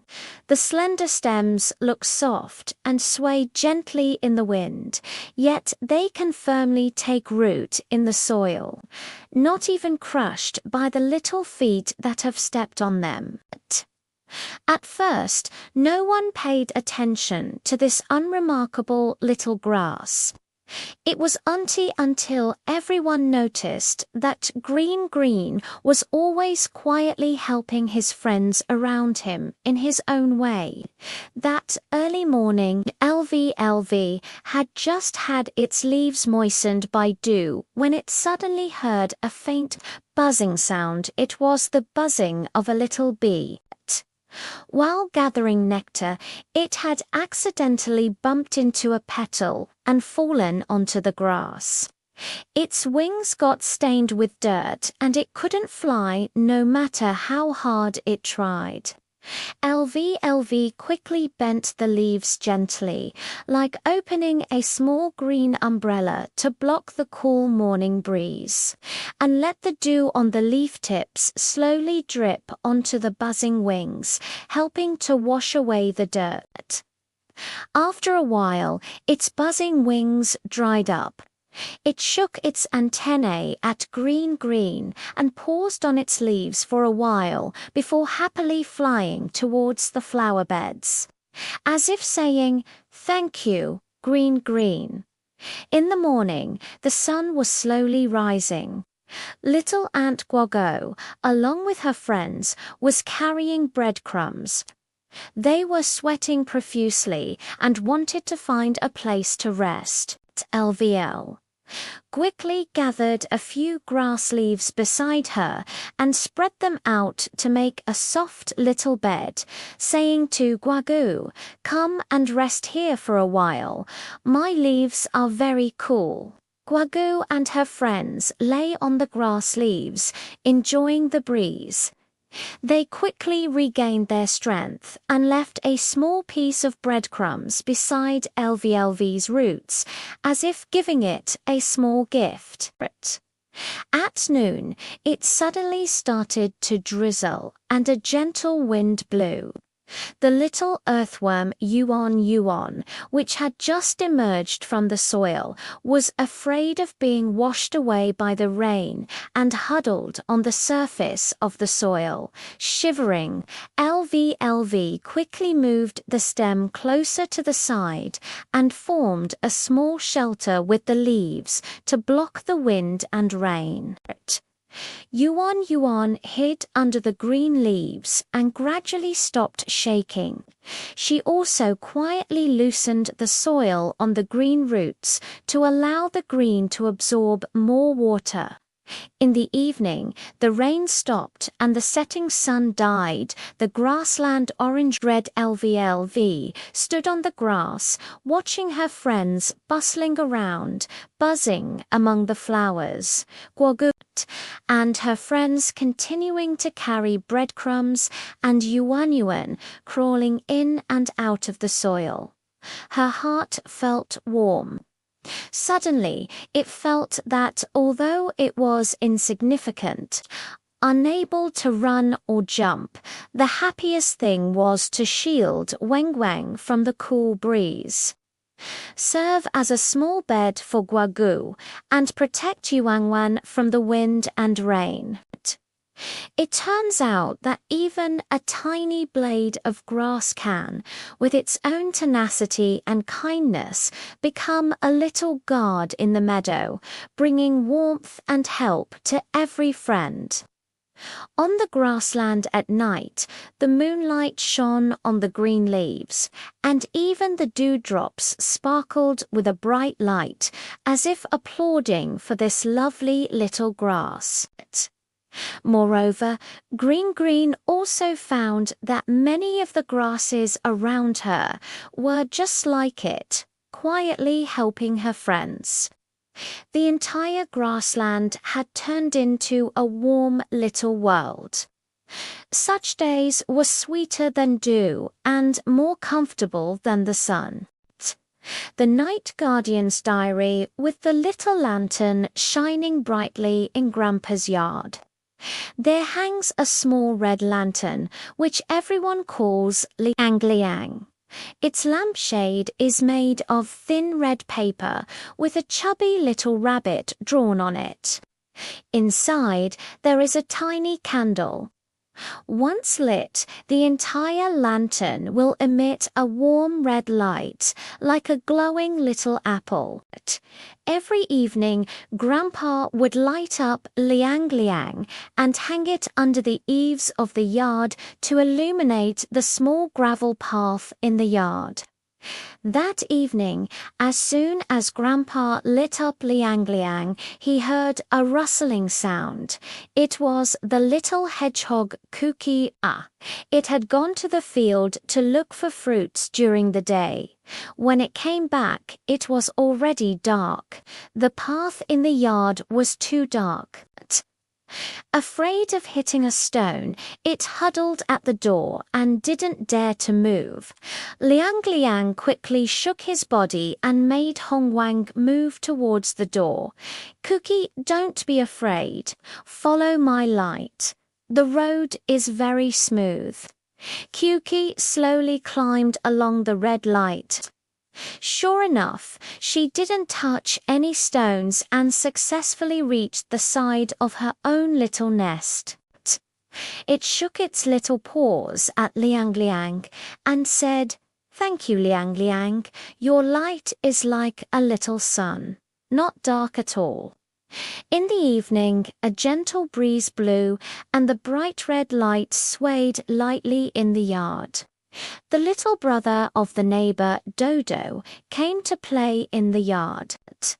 Suddenly, he remembered that the small rubber ball his mother asked him to get home had been left under the swing in the yard. However, the tree shadows beside the swing were too dark, and he couldn't find it no matter how hard he tried. Leng Liang quickly moved the light towards the swing and shouted at Dodo. Dodo looked down at the swing. The ball is beside the leaves. Dudu followed the red light and indeed found the ball. He ran under Liang Liang with the ball in his arms, looking up and smiling. Liang Liang, you are so amazing. Your light is brighter than a flashlight. In the middle of the night, it suddenly began to drizzle in the yard. The little sparrow Chirp, which had just flew out of its nest, got its wings wet from the rain and landed on the clothesline beside Liang Liang, shivering with cold. Liang Liang quickly moved the light closer to the clothesline and used the warm red light to warm up Choo Choo. Choo Choo, come closer to my light. It will be warmer. Shoo Shoo moved a little into the red light, her wings gradually stopping flapping. She then called out softly to Liang. Liang twice, as if saying, "Thank you, Liang, Liang, it's so warm with you around." In the latter half of the night, the candles were almost burned out, and the bright light gradually weakened, but it still tried its best to spread the last bit of light in the yard.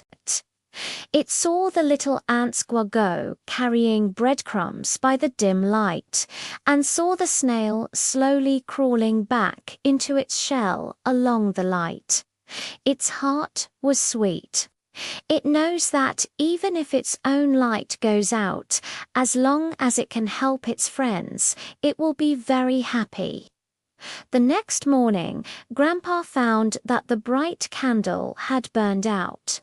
So he replaced it with a new one and lit it again.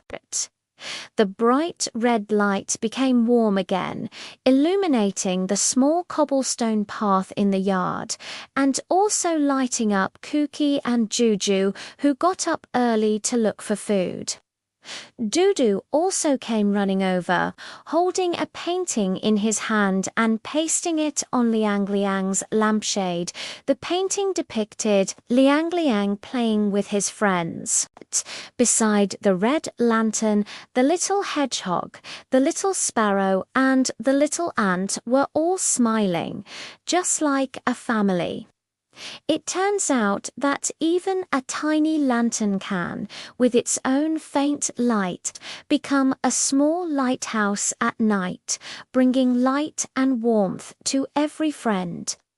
When evening came again, the bright red light hung under the eaves of the courtyard once more. When the wind blew, the little rabbit on the lampshade seemed to be dancing, and the red light was filled with the laughter of friends. Such a night was warmer than the light of candles and more beautiful than the red lanterns. Little Gourd Yuan Yon's growth story. In the vegetable garden in Grandpa's vegetable garden, there are lush green gourd vines. On each vine hangs a small gourd, which everyone calls Yuan. Yuan. When it first emerged, Yuan Yuan was a tiny green dot, like a chubby green light bulb, tightly attached to the vine leaves. When the wind blew, it swayed gently along with the leaves, curiously looking at everything in the vegetable garden. That early morning, Yuan had just absorbed her fill of dew when she heard a buzzing sound of anxiety. It was the buzzing of a little bee. It had flown too far when gathering nectar, and the water in the kettle had run out. It was so thirsty that it flapped its wings. Yuan quickly shouted at Wang Wang Wang Wang, "I'll fill you with water." Grandpa happened to come to pick vegetables. Hearing Yuan's request, he picked the unripe Yuan, washed it clean, and filled it with cool well water. Buzzing held the round little waist, drinking the sweet well water, and waved its antennae at Yuan. "Thank you, Yuan. Your little water bottle is so useful." Day by day passed, and Yuan gradually changed his appearance. His color changed from green to light yellow, then from light yellow to warm orange-red, and his belly became round and plump, like a chubby little lantern. Grandpa picked the ripe Yuan and made a small opening on its head, hollowing out the seeds inside, turning it into a small gourd that could hold things in the morning. Little squirrel Lele came to the vegetable garden to borrow a container from his grandpa, hoping to take some dried corn kernels home. Yuan immediately leaned over and said, "Lele, use me. I can hold a lot of corn kernels." Lele put the corn kernels one by one into her round belly, which just filled a small bag. Lele carried Yuan and said happily, "Yuan, you are even stronger than my little cloth bag." After delivering the corn kernels, Lele specially brought back a sweet pinnacone for Yuan and put it in his belly as a gift. At noon, it suddenly started to drizzle. The little snail that had just been playing in the vegetable garden gradually forgot to bring anything to shelter from the rain, and its shell was covered with mud and water. Yuan quickly said to Man, "Come in here quickly." Slowly, I climbed in along the round body and hid in the warm gourd, not getting caught in the rain at all. After the rain stopped, he slowly crawled out of Yuan's belly and waved his antennae at her, saying, "Thank you, Yuan. Your little house is so comfortable." In the evening, the setting sun dyed the vegetable garden orange-red. Grandpa hung Yuan under the eaves with pine cones given by Lele inside. Yuan looked at her friends in the vegetable garden, buzzing among the flowers. Lele jumping under the pergola and slowly climbing on the vegetable leaves. Her heart felt warm. Suddenly, he felt that he had grown from a small green gourd into a versatile little helper that could hold water, food, and even keep off the rain, which made him much happier than always hanging on the vine. In the evening, Grandpa put a candle in Yuan's stomach. When it was lit, Yuan turned into a warm little lantern, illuminating the corner of the vegetable garden. The little insects flew around Yuan as if they were looking at the stars. It turns out that a tiny gourd, from its greenness to maturity, can not only grow up slowly, but also with its own versatile skills, become a little sun in the vegetable garden, bringing warmth and help to every friend. Such growth is more wonderful than sweet pine cones and more delightful than warm lights. the yard growth story of little chick Rong Rong in the chicken coop at Grandma's house. A group of chicks hatched. Among them, the most lively one was Rong Rong. It had a coat of golden down, like a layer of dandelions that had been exposed to the sun. Its round black eyes always rolled round. Even when walking, it loved to jump around. It was full of curiosity about everything in the yard and would follow its mother to explore in the yard every day. That early morning, as the sun just rose, Rong Rong followed her mother chicken to look for wheat grains to eat. It suddenly discovered a small pile of golden wheat grains hidden in the grass at the corner, plumper than the ones it had usually found. Rong Rong was just about to peck up the wheat grains when she saw the little duck Yaya beside her, spinning round anxiously. Yaya's feet were entangled in the straw rope, and she couldn't go to the river to look for duckweed. Her stomach was growling with hunger. Rong Rong quickly put down the wheat grains and ran over to peck away the straw rope bit by bit with her sharp little mouth. After Yaya was saved, she quacked at Rong Rong. Rong Rong even shared half of the wheat grains she had found with Yaya. "Eat quickly. These wheat grains are so sweet." In the morning, Rong Rong was chasing butterflies beside the vegetable plot in the yard when suddenly she saw a big spider quietly crawling towards the little bee buzzing. Twang. Wang Wang was so absorbed in collecting nectar from the rape flowers that he didn't notice the danger at all. Rong Rong immediately gathered her courage and rushed towards the spider, chirping chirp, chirp, chirp, and gently pulled the spider's legs with her little paws. The spider was so scared that it backed away. Only then did Buzzing come to its senses. But it shook its antennae at Rong Rong and paused on her fluff for a while, as if saying, "Thank you, brave little Rong Rong." At noon, the sun was scorching hot. Rong Rong noticed that her little brother Tuanchuan, who had just hatched a few days ago, was hiding beside a stone, panting. Tuanchuan was too playful and ran far away, unable to find her mother. She was also burning hot all over from the sun. Rong Rong quickly took Tuan and crawled under the winter melon leaves planted by her grandma. It was cool and safe there.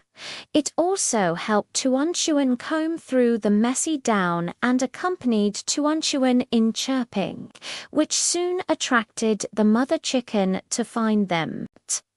The mother chicken protected her two chicks with her wings and gently pecked at Rong Rong, as if praising it. Our Rong Rong is so capable. In the evening, the setting sun dyed the courtyard orange-red. Rong Rong followed her mother back to the chicken coop, with Yaya and Wang Wang by her side. Yaya shared the duckweed she found with Rong Rong, while Wang Wang was singing among the flowers beside the chicken coop. Rong Rong pecked at the sweet wheat grains, looking at the smiling faces of her friends. Suddenly, she felt that, although she was just a little chick, being able to help Yaya untie the rope, help Wang Wang drive the spider, and even accompany Tuan to find her mother was even happier than chasing butterflies or looking for wheat grains.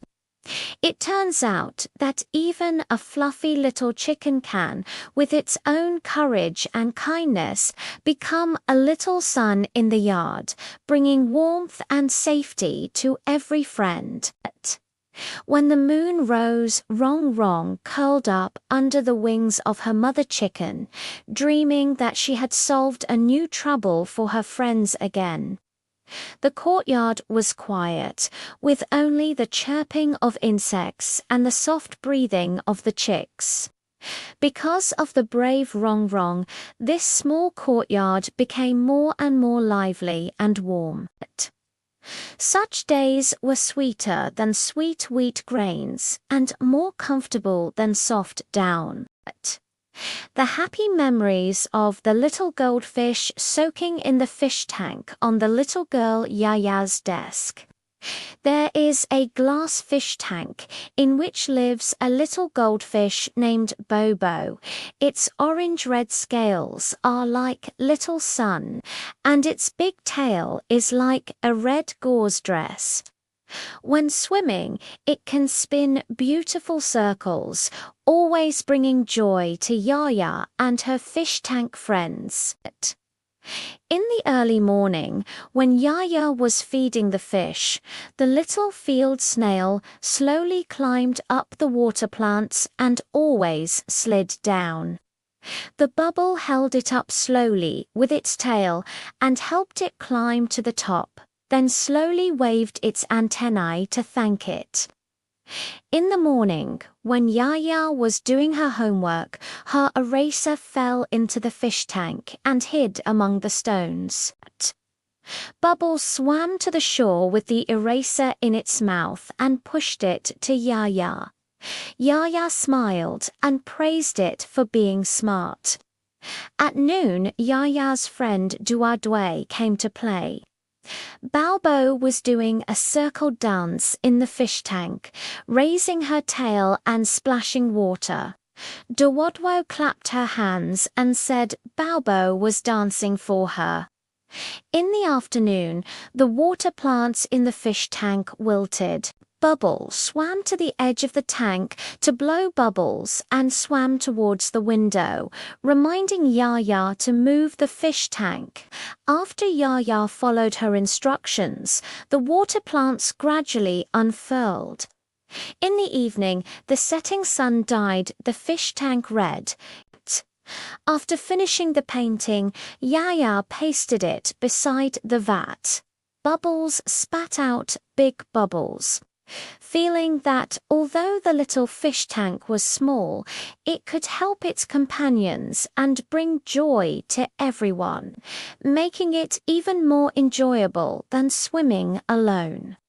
It turns out that even tiny goldfish can become the little sun in the fish tank. When the moon rose, the bubbles were still swimming in the tank, their orange-red figures like little lanterns. This small corner became warm and lively because of them. The growth story of little tadpoles in the black pond in the pond by the village. Under the lotus leaves, there is a group of tiny tadpoles, among which the most lively one is Hay. It has a smooth black skin, as if wrapped in a layer of shiny black silk. Behind its round little head is a thin tail. When swimming, with a gentle swing of the tail, it can leap far into the water. Every day, it follows its mother to explore in the pond, full of curiosity about everything in the water. That early morning, Hai had just followed her mother among the water plants to look for microorganisms to eat when she suddenly heard a soft woo cry. It was the newly hatched shrimp Diandean. It had separated from its mother and was wandering around in the murky water, almost hitting a stone. Hai swam over quickly and gently tapped Dion with her little head. "Do not be afraid. I'll take you to find Mum."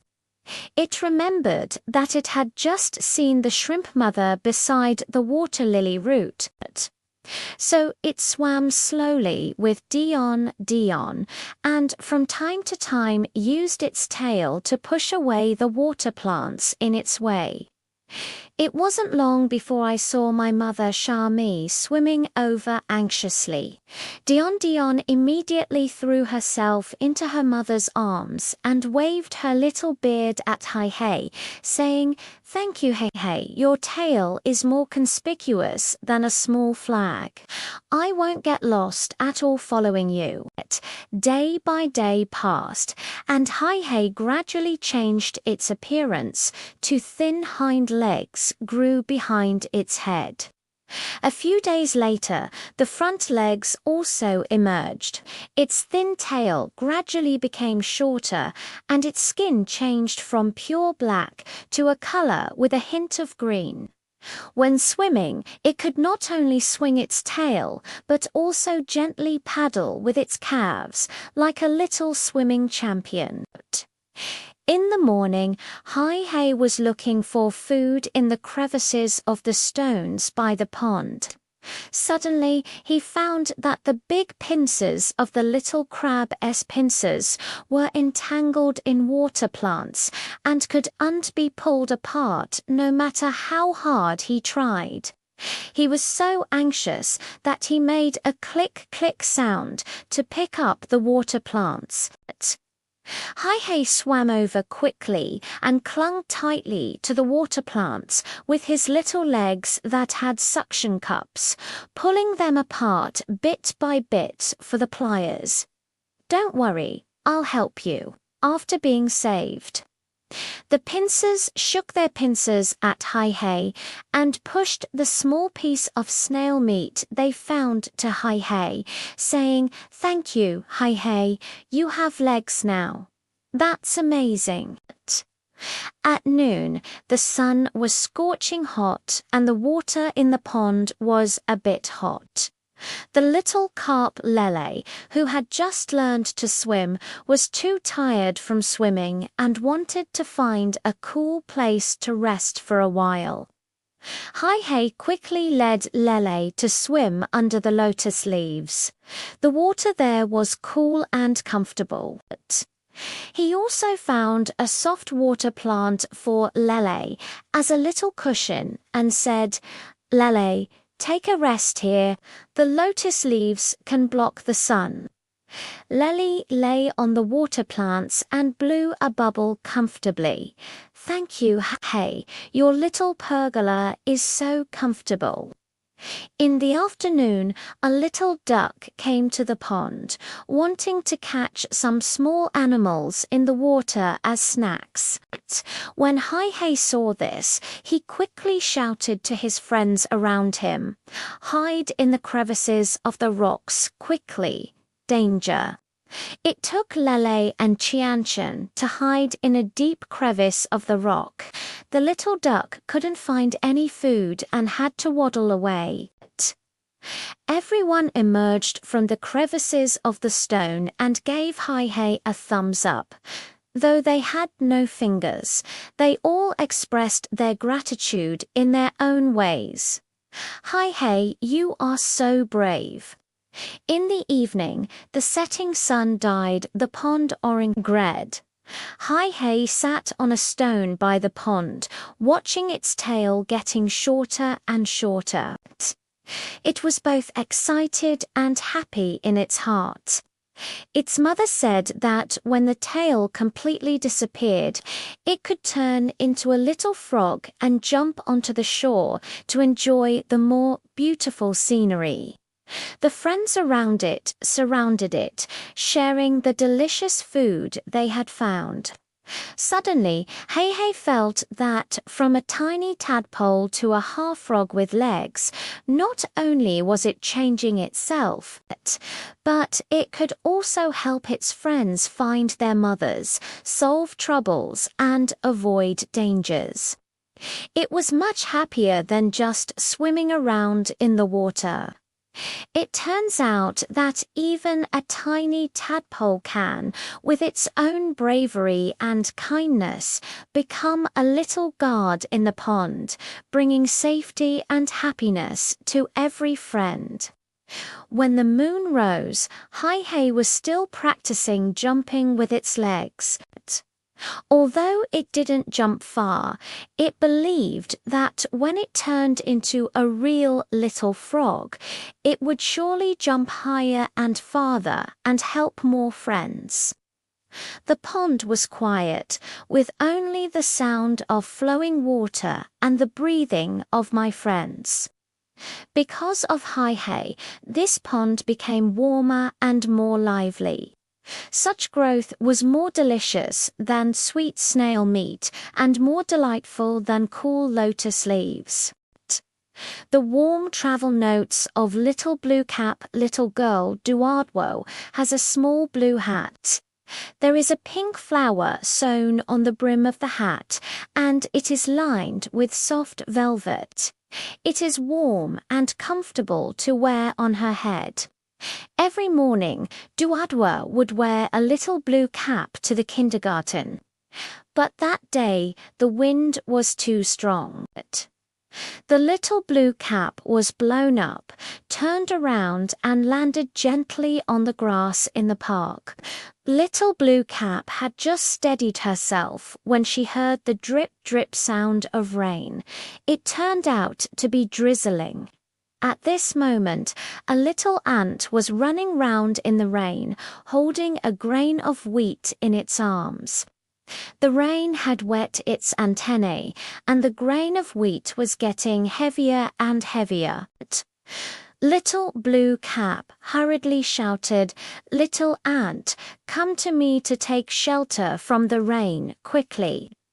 It bent the brim of the hat down a little, forming a small canopy. The little ant hurriedly crawled in, holding the wheat grain and catching its breath. "Thank you, Little Blue Hat. Your little umbrella is so warm." After the rain stopped, the little ant deliberately broke off a small piece of wheat grain and placed it on the brim of its hat as a token of gratitude. In the morning, the wind blew again, carrying the little blue cap to the big tree in the park. A newly hatched bird fell out of its nest and huddled beside a tree root, shivering with cold. When the little blue cap saw this, it gently rolled over to the little bird, took out its soft inner lining, and wrapped it around it. "Don't be afraid, little bird. I'll be your temporary nest." The little bird burrowed into the warm flannel lining and gradually stopped shivering.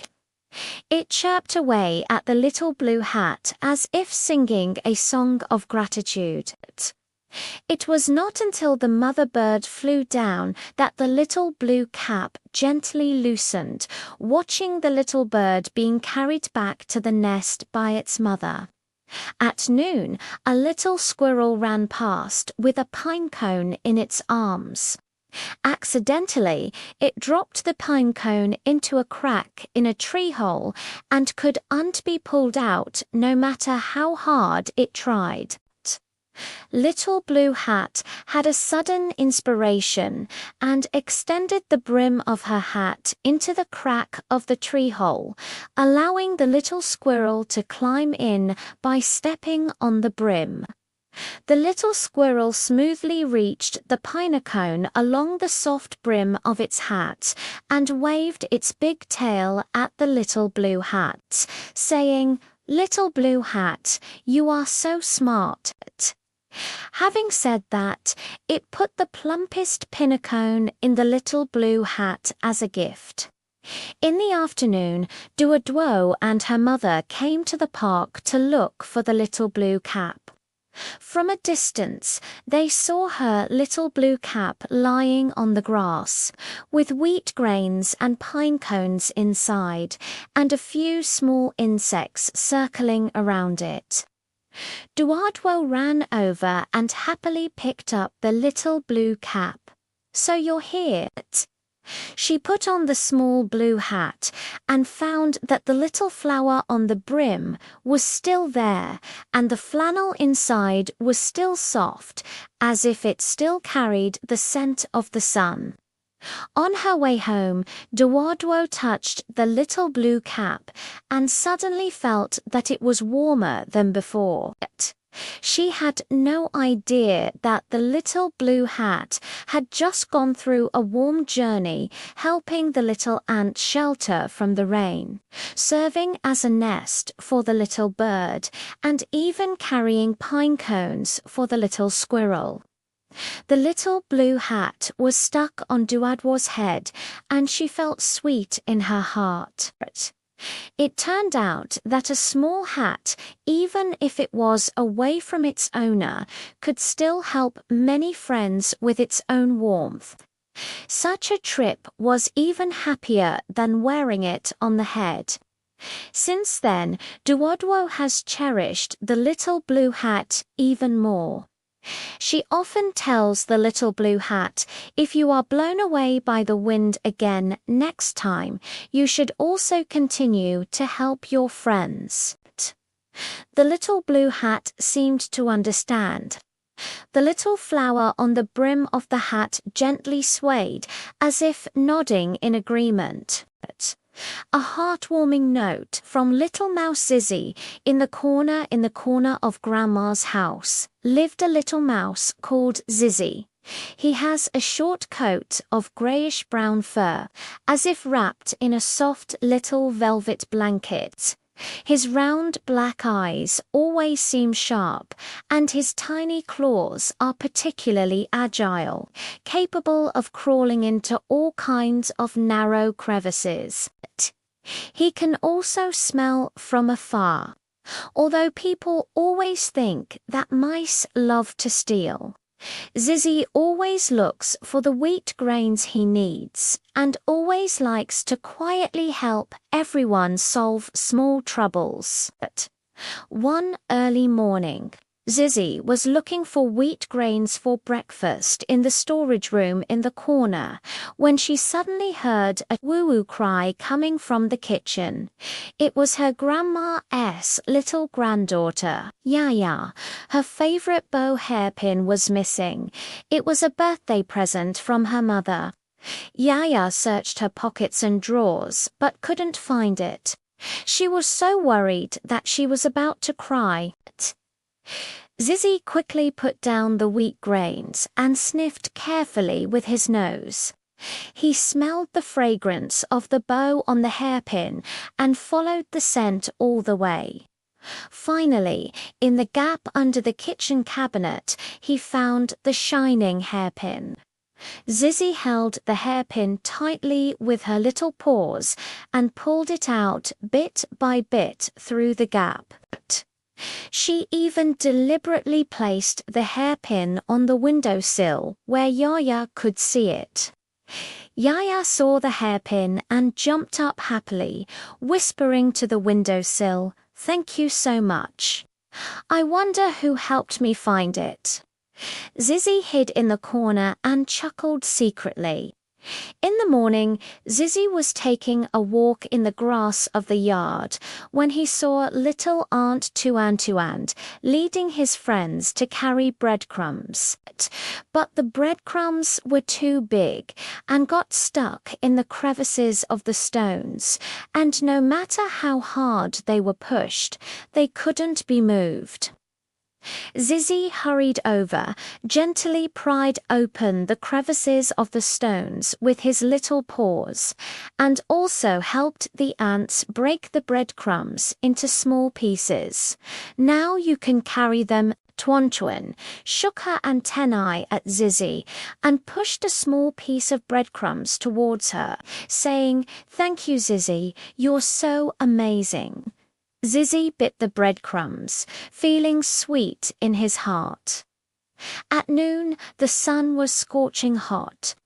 Zizzy noticed that the newly hatched little sparrow had accidentally fallen out of its nest and landed beside the flower pot in the corner. The sparrow's wings were not yet fully grown, and it couldn't fly back. It was so anxious that it made a chirp-chirp sound. Zizi quickly found a big leaf, dragged it with its claws, and slowly walked to the little sparrow.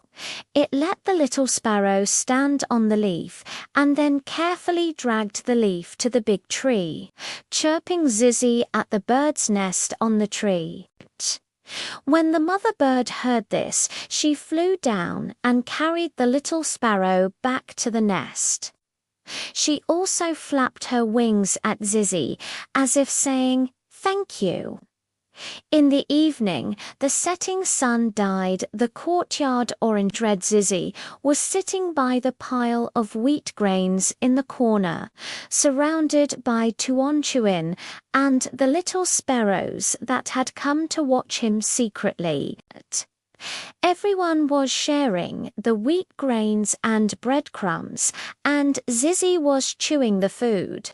Suddenly, I felt that although I was just a tiny mouse, being able to help Yaya find hairpins, help ants carry breadcrumbs, and even save little sparrows was much happier than looking for wheat grains alone.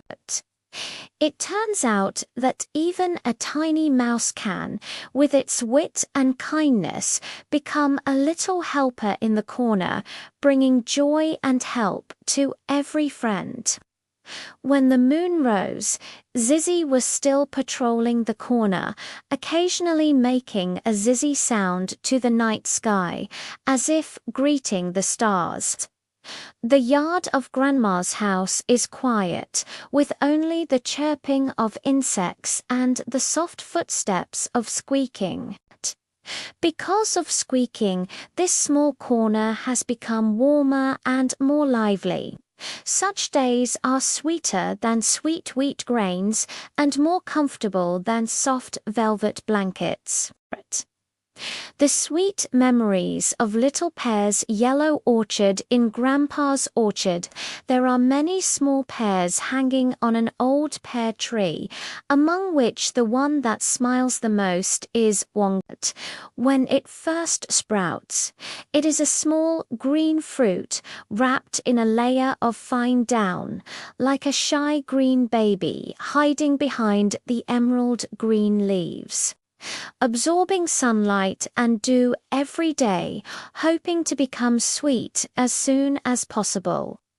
That early morning, Huang Huang had just been moistened by the morning dew and was shining brightly when suddenly it heard the anxious chirping of Gigi. It was the chirping of a little sparrow. It flew out of its nest to look for water to drink, but all the small puddles in the garden had dried up. Thirsty, it kept pecking at its own feathers. Wang Huang quickly shook his body in front of Juju, allowing the dewdrops on the tips of the leaves to drip, drip onto the leaves in front of Juju. He also brought his tenderest pill close to him, allowing Juju to suck in the sweet juice seeping out. After Choo Choo had her fill, she flapped her wings at Huang Huang and said, "Thank you, Huang Huang. Your juice quenches your thirst better than dew." Day by day passed, and Huang Huang gradually changed its appearance. Its color changed from light green to pale yellow, and then from pale yellow to golden yellow, as if it were wearing a dress made of sunlight. Its round body shone with light and gave off a faint fruity fragrance. Even passing butterflies liked to stop beside it, dancing to the scent. In the morning, little squirrel Lely passed by a pear tree with Pinnacone in her arms. Suddenly, she found that the small cloth bag she used to hold nuts had a hole, and the nuts had fallen all over the ground. She was so anxious that she kept wagging her tail. When Huang Wang saw this, he shouted to Lely, "Lely, I'm almost mature. Wait for Grandpa to pick me down. My seed shell can help you hold nuts." Lele's eyes lit up and she came to the orchard every day to see Huang Huang. Finally, Grandpa picked the ripe yellow ones. After peeling off the flesh, he left behind the hard core shell. After washing it clean, it could just be used as a small box. Lele put the nuts into the shells of the pits and carried them home steadily. She also specially left the plump pinnacone beside the yellow pit and said, "Thank you, Wong Huang. Your little box is so useful." At noon, the sun was scorching. The little brother Dodo, who had just been playing in the orchard, was sweating profusely after running for a while and was so thirsty that he stuck out his tongue. Grandpa picked a bright yellow pear, the one beside Huang Huang, washed it clean and handed it to Dodo, saying, "Taste the sweet pear. It quenches your thirst." Dudu took a bite. The sweet juice spread in his mouth. His eyes lit up at once. He reached out and touched the yellow one hanging on the branch, whispering, "When will you be mature? I still want to eat sweet pears again." Wang Wang shook his body as if saying, "It'll be very soon." In the afternoon, it suddenly began to drizzle. The little snail that had just been crawling in the garden gradually had nowhere to take shelter from the rain, and its shell was all covered with mud and water. Wang Huang quickly let a large pear leaf hang down and cover slowly above, as if opening a green umbrella. Slowly hiding under the leaves, he slowly stretched out his antennae and waved at Huang Huang. "Thank you, Huang Huang. Your leaves are just like little umbrellas." In the evening, the setting sun dyed the orchard orange. Huang Huang was finally fully ripe. Grandpa picked it and shared it with Dodo and Lele. Dudu took a bite of Huang Huang and said with a smile, "It's even sweeter than last time." Although Huang Huang was eaten, it wasn't sad at all. It had quenched Juju's thirst, served as a small box for Lele, and even shielded Mung Mung from the rain, leaving sweetness and coolness in the orchard. It turns out that a small pear, from its greenness to maturity, can not only accumulate sweet flesh, but also bring warmth to the friends around it. The wind in the orchard is still blowing, and the leaves are still swaying, as if saying the next ripe pear will also be like Huang Huang, becoming a little sweetness in the orchard, bringing joy and coolness to everyone. The story of little ant Tuan. Tuan's collaboration in the grass of the park. There lives a group of little ants. Among them, the most alert one is Tuan. It has a shiny black shell, like wearing a smooth little armor.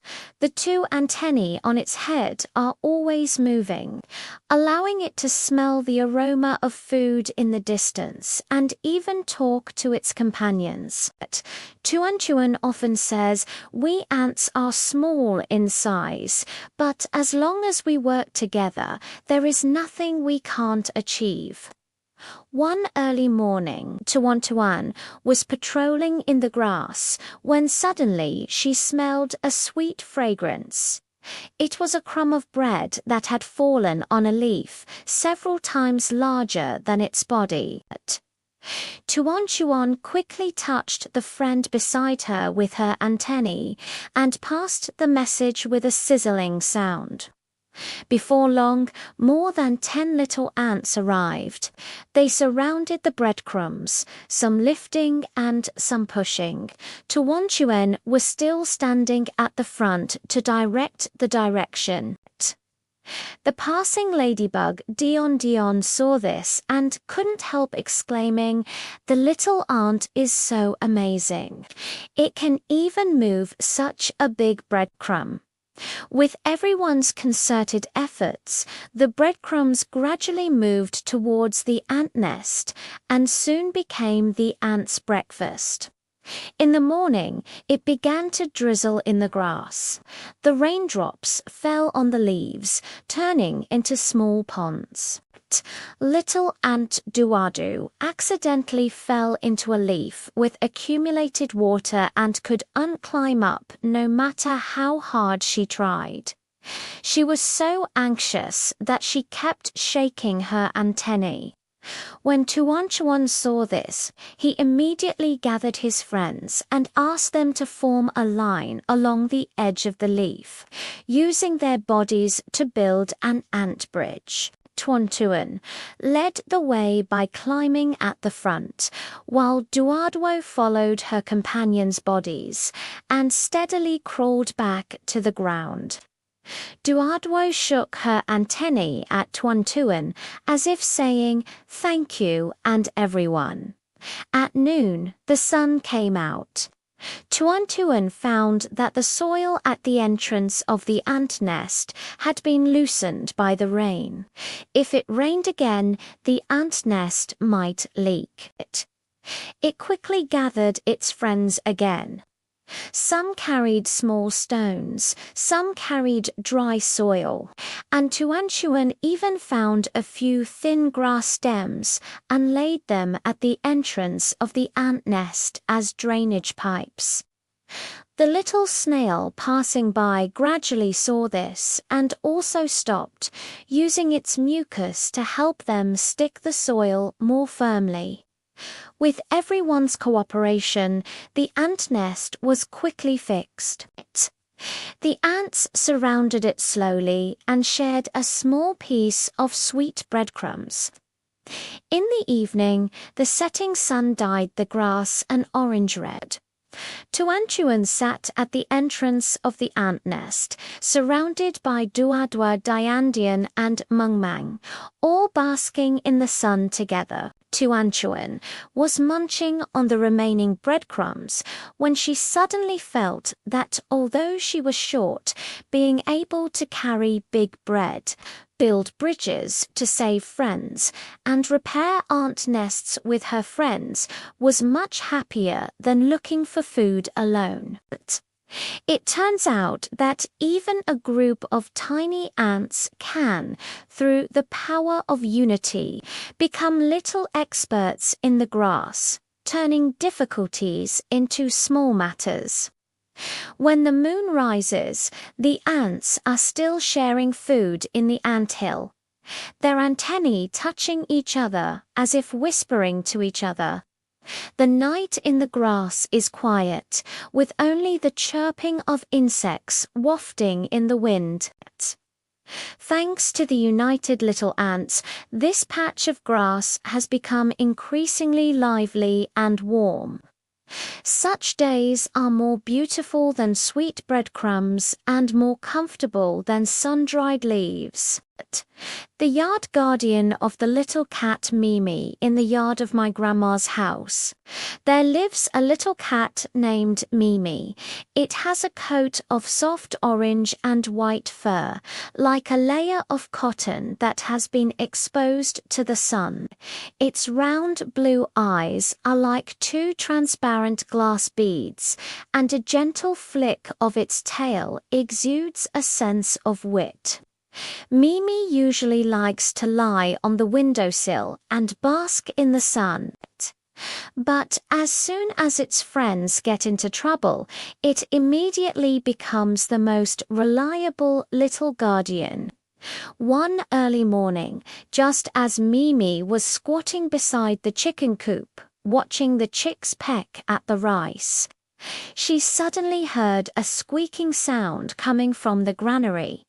It was the little mouse stealing the grain.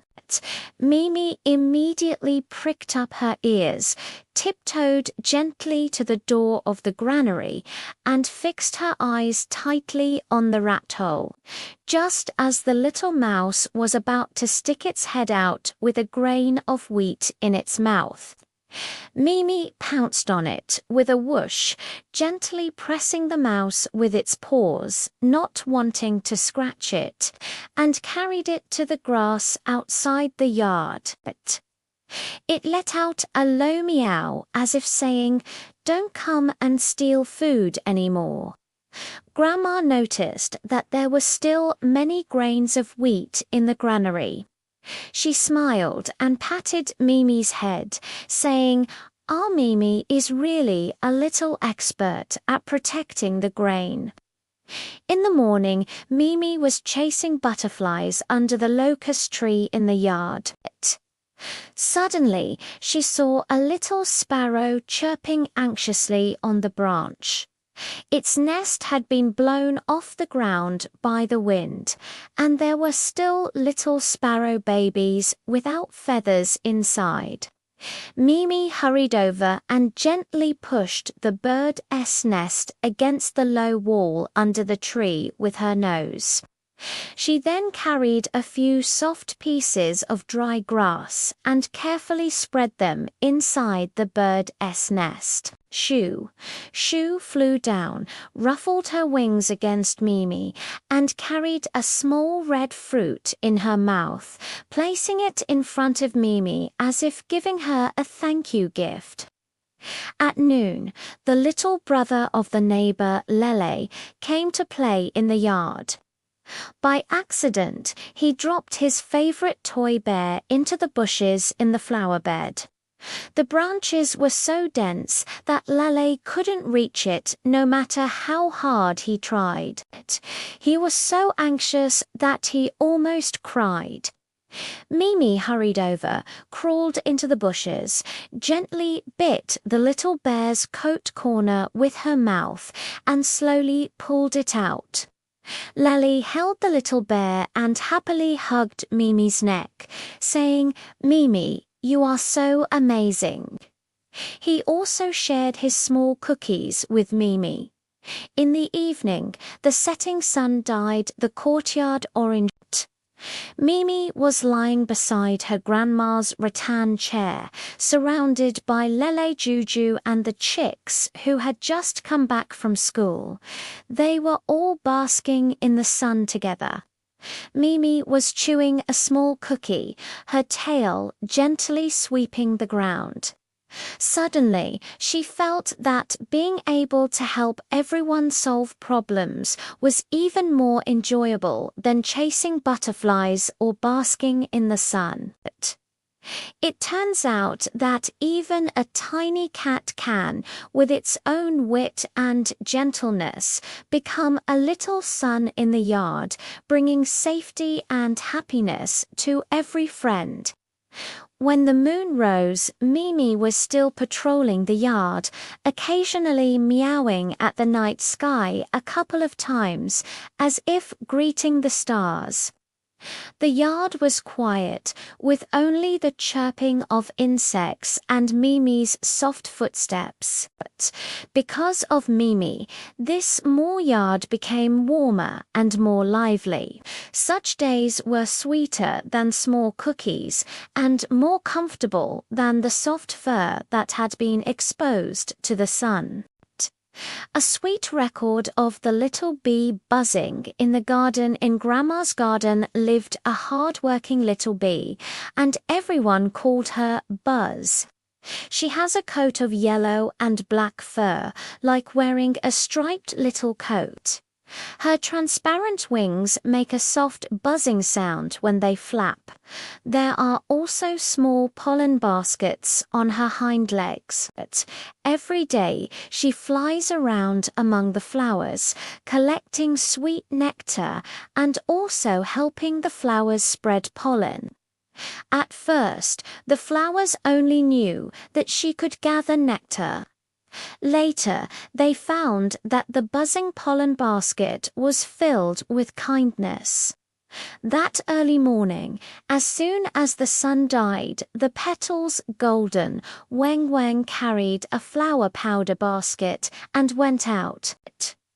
She had just landed on a rose when she heard a soft woo cry. It was a newly sprouted daisy bud. It was so thirsty, but the soil at the root had not yet been moistened by the dew, and the leaves were a little wilted. Buzzing quickly squeezed out a little sweet nectar from the honey sac and dropped it on Yaya's leaf. Yaya, have a taste quickly. This can quench your thirst. Yaya drank the nectar, and the leaves gradually unfurled. She shook the little leaves at Weng Weng and said, "Thank you, Weng Weng. Your nectar is sweeter than dew. I have the strength to grow up." In the morning, while buzzing in the sunflower field to gather nectar, I saw the little butterfly Lanlin anxiously circling among the flowers. Lanlin was looking for the sweetest nectar, but she didn't know which flower had the fullest nectar. She was so tired from flapping her wings. Buzzing hurriedly flew over and pointed at the most blooming sunflower. "Lanlin, the honey of this one is the sweetest. I'll take you there. I also know many sweet flowers hidden in them." She took Lanlin to the rose and lily bushes. Before each flower, she would first help Lanlin taste it to make sure the nectar was sweet enough. Lanlin, having picked the nectar she was satisfied with, shook her antennae at Weng Weng and said, "Thank you, Weng Weng. With you leading the way, I don't have to search aimlessly anymore." At noon, the sun was scorching. Guago, a little ant in the garden, was carrying breadcrumbs with her friends. They were both tired and thirsty from walking and were panting heavily on a lotus leaf. When Buzzing saw this, it quickly flew back to the beehive, picked up a small drop of nectar, and placed it on the leaf in front of Guago. "Guago, drink it quickly. Replenish your strength." Guago and her friends surrounded the nectar, taking one sip after another. After finishing it, they had the strength to carry the breadcrumbs again and waved their antennae at Wengu. "Thank you, Wengu. Your nectar is more effective than breadcrumbs. We can work again." In the afternoon, Weng Weng found that the pollen of a dandelion was almost all gone. If no one helped it spread the pollen, no new dandelions would grow next year.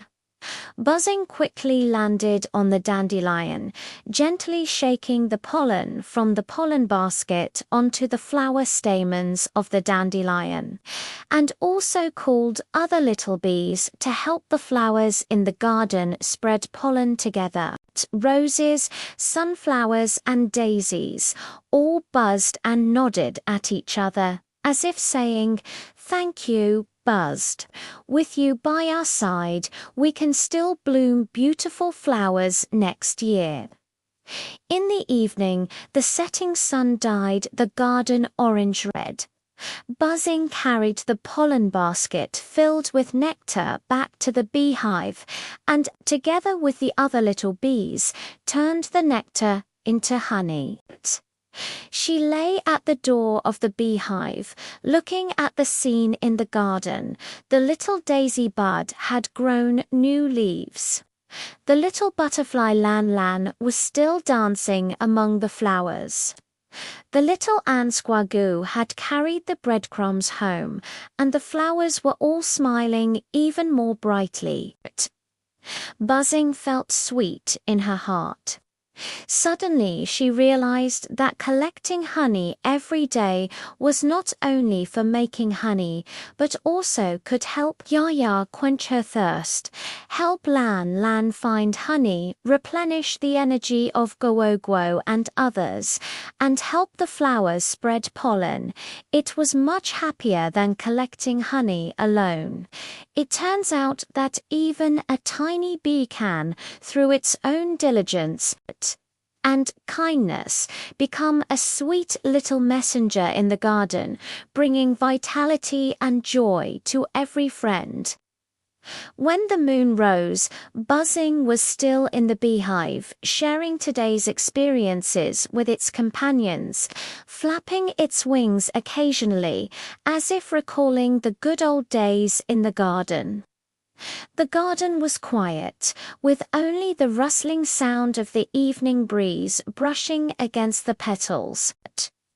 Because of the buzzing, this garden became more and more lively and sweet. Such days were sweeter than honey and more beautiful than blooming flowers. The warm cotton gloves are a winter guardian little girl. Duadwo has a pair of small red cotton gloves.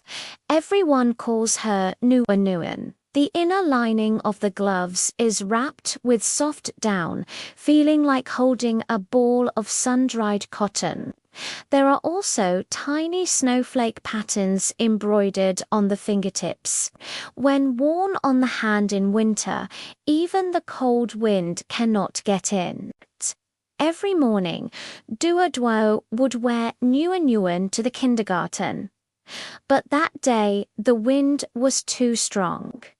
Nuan was blown up and spun around, landing gently on the snow in the park. Just as Nuan steadied herself in the snow, she heard a faint Gigi sound. It was a little sparrow that had just fallen out of its nest. Its feathers were wet from the snow, and it was shivering with cold, unable to even flap its wings. Nuan hurriedly shouted, "Little sparrow, come to me quickly." It turned the opening of one glove upwards and used the soft fluff to block the snowflakes that drifted in. The little sparrow staggered into the glove and curled up on the warm down. Gradually, it stopped shaking and called out softly to Warm twice, as if saying, "Thank you, Warm. It's so warm here." In the morning, the snow stopped and the sunlight slowly shone on the snow. A little squirrel named Lely ran past with a few pine cones in its arms. Suddenly, it found that there was a hole in the small pocket where it held the nuts. The pine cones had fallen into the snow and were frozen hard. Lely was so anxious that it kept wagging its tail. At this moment, it saw Nuan on the snow and its eyes lit up. Nuan quickly said, "Lily, use my other hand to suit pine cones. My down can help you protect the nuts from freezing." Lalubu put the pine cones one by one into her gloves and deliberately kept the plump one beside Nuan. "Thank you, Nuan. Your little pocket is even more useful than mine." At noon, Dodo, the little brother of the neighbor, came to the park to make a snowman. His little hands were red from the cold, and he wanted to find a warm place to rest for a while. But his mother had left the hand warmer she brought at home. Dudu saw Nuan on the snow and walked over curiously. She gently picked up a glove and put it on her red little hand. The soft down wrapped around her little hand and she felt warm at once. Dudu happily shouted to her mother, "Mum, these gloves are so warm." Mum came over and recognized that it was Duadwo's lost glove. She quickly took Dodo to look for Duadu and asked Dodo to hold Nuunuin carefully, fearing that it might be blown away by the wind again. In the afternoon, Duadu and her mother were looking for Nuunuin in the park. From a distance, they saw Dodo holding a red glove with another one placed beside it. Duwadwo ran over and happily hugged Nuunuin, saying, "So you're here." Dudu, feeling embarrassed, handed the gloves to Duadu and said, "Sorry, I wore your gloves just now. They were really warm." Duadu smiled and said, "It doesn't matter." It even helped the little sparrow and the little squirrel. On the way home, Nuunuin was held in Duwadwo's arms, still carrying the warmth left by the little sparrow and the fragrance of pan. Duwadwo touched the warm down and suddenly felt that it was warmer than before. She had no idea that Nuunuin had experienced a heartwarming adventure in the snow. She shielded the little sparrow from the snow, packed pine cones for Lely, and warmed Dodo's hands.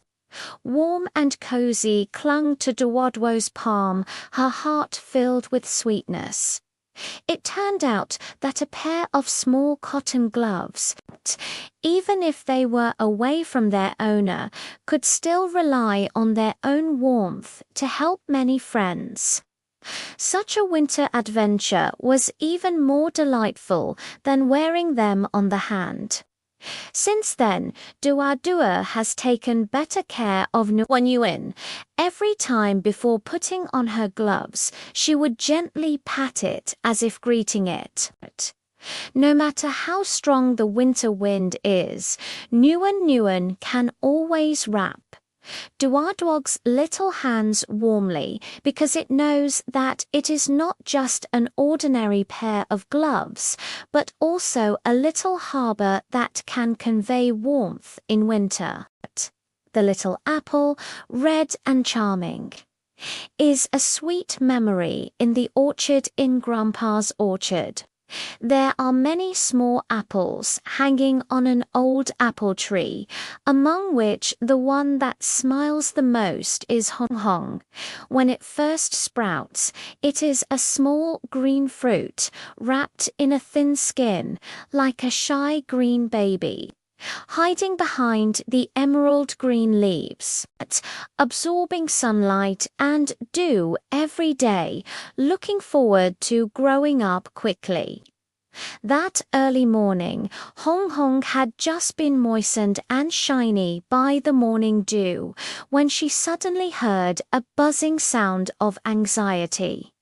It was the buzzing of a little bee. It had flown too far to gather nectar. Its wings were heavy from the sun, and it was so thirsty that it kept licking its antennae. Hong Hong quickly shouted at Wench, "Wench, come to me quickly." It shook its body vigorously, allowing the dewdrops on the tips of its leaves to drip onto Wu Meng. It also brought its most tender peel close to Wu Meng, allowing it to absorb the sweet juice seeping out. After buzzing his fill, he waved his antennae at Hong Hong and said, "Thank you, Hong Hong. Your juice quenches your thirst better than nectar." Day by day passed, and Hong Hong gradually changed its appearance. Its color changed from light green to pale yellow, and then from pale yellow to sweet red, as if wearing a red dress. Its round body shone with a luster and gave off a faint fruity fragrance. Even passing butterflies liked to stop beside it, dancing to the scent. In the morning, little squirrel Lele passed by the apple tree with Pinnacone in her arms. Suddenly, she found that the small cloth bag she used to hold the nuts had a hole, and the nuts had fallen all over the ground. She was so anxious that she kept wagging her tail. When Hong Hong saw this, she shouted to Lely Lely, "I'm almost mature. Wait for Grandpa to pick me down. My peel can help you hold nuts."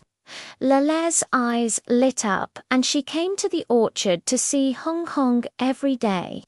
Finally, Grandpa picked the ripe red ones and hollowed out the red flesh, leaving the round peels as small baskets. Lely put the nuts into the apple peel and carried them home steadily. She also specially left the plump pinnacone beside Hong Hong and said, "Thank you, Hong Hong.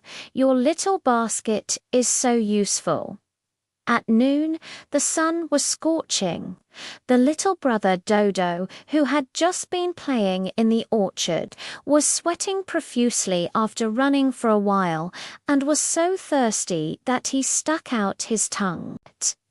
Grandpa picked a bright red apple, the one beside Hong Hong, washed it clean and handed it to Dodo, saying, "Taste the sweet apple. It quenches your thirst." Dodo took a bite. The sweet juice spread in his mouth. His eyes lit up at once. He reached out and touched Hong Hong, which was hanging on the branch, and whispered, "When will you be mature? I still want to eat sweet apples again." Hong Hong shook her body as if saying, "It'll be very soon." In the evening, the setting sun dyed the orchard orange. Red Hong Hong was finally fully ripe. Grandpa picked it and shared it with Dodo and Lele. Dodo took a bite of Hong Hong and said with a smile, "It's even sweeter than last time." Although Hong Hong was eaten, it wasn't sad at all. It had quenched Wenwen's thirst, served as a small basket for Lele, and even let Dodo taste the sweetness, leaving happiness in the orchard. It turns out that a tiny apple, from its greenness to maturity, can not only shine with a sweet luster, but also bring warmth to the friends around it. The wind in the orchard is still blowing, and the leaves are still swaying, as if saying, "The next ripe apple will also be like Hong Hong, becoming a little sun in the orchard, bringing sweetness and joy to everyone." 以上翻译结果来自有道神经网络翻译 YNMT 通用场景。The Pond Guardian story of Little Frog Quack Quack in the pond. At the edge of the village lived a little frog called Gua Gua. He wore a green little coat. His belly was white, his hind legs were thick and powerful, and he could jump far with a single jump. His voice was particularly loud, and when he called quack, quack, quack, the whole pond could hear it. Guagua loves squatting on lotus leaves to bask in the sun the most. He also always likes to help his friends in the pond solve problems. Everyone calls him Little Pond Guard. One early morning, Guagua was just squatting on a lotus leaf to practice his voice when he suddenly saw the little ant Guaguo anxiously circling around the edge of the leaf. Guagu wanted to cross the pond to find a friend, but the lotus leaf was too slippery for him to jump in, and he couldn't find the way across the river either. Guagu quickly jumped over, gently hooked a small lotus leaf with its hind legs and pushed it in front of Guagu. "Guagubu, get on the little ferry quickly. I'll take you there." He pushed the small lotus leaf and swam slowly. He also helped Guaguo drive away the little sparrow that wanted to peck at him, safely sending Guaguo to the opposite bank. Guagua shook her antennae at Guagua and said, "Thank you, Guagua. Your little fairy is really reliable."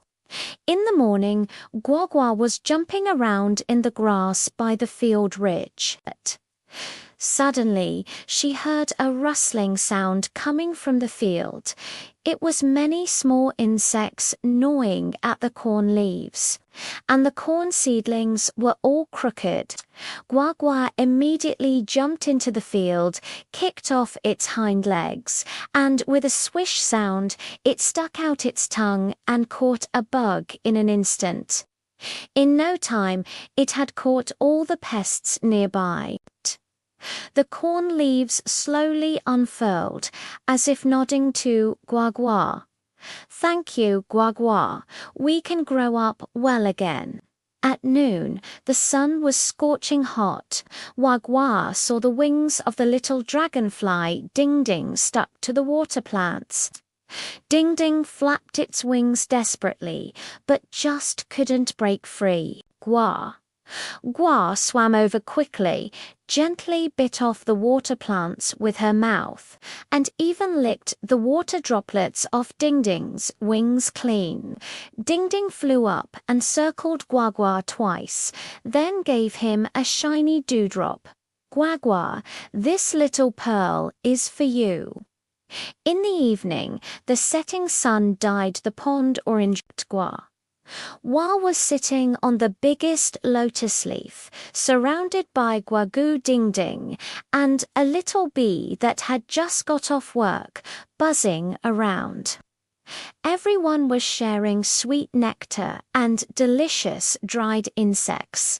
Guagua chewed the dried insects, looking at the smiling faces of her friends. She called out Guagua twice, feeling warm in her heart. He suddenly felt that his hind legs could not only jump far, but also help everyone cross the river. The tongue can not only catch insects, but also save friends.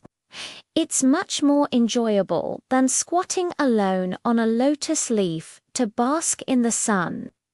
It turns out that even a tiny frog can become a guardian of the pond by its own skills, bringing safety and happiness to every friend. When the moon rose, Guagua was still singing Guagua in the pond. Her singing was accompanied by the rustling of lotus leaves, as if she were telling a bedtime story to her friends in the pond. Such a pond life was more beautiful than sweet nectar and happier than the sparkling dirt, a travel record of the green forest with little leaves on the big locust tree in the park. There is a tiny leaf, which everyone calls green. When it first emerged, it was a tender light green color, like thin paper dyed by spring rain, with fine serrations along the edges, tightly adhering to the branches.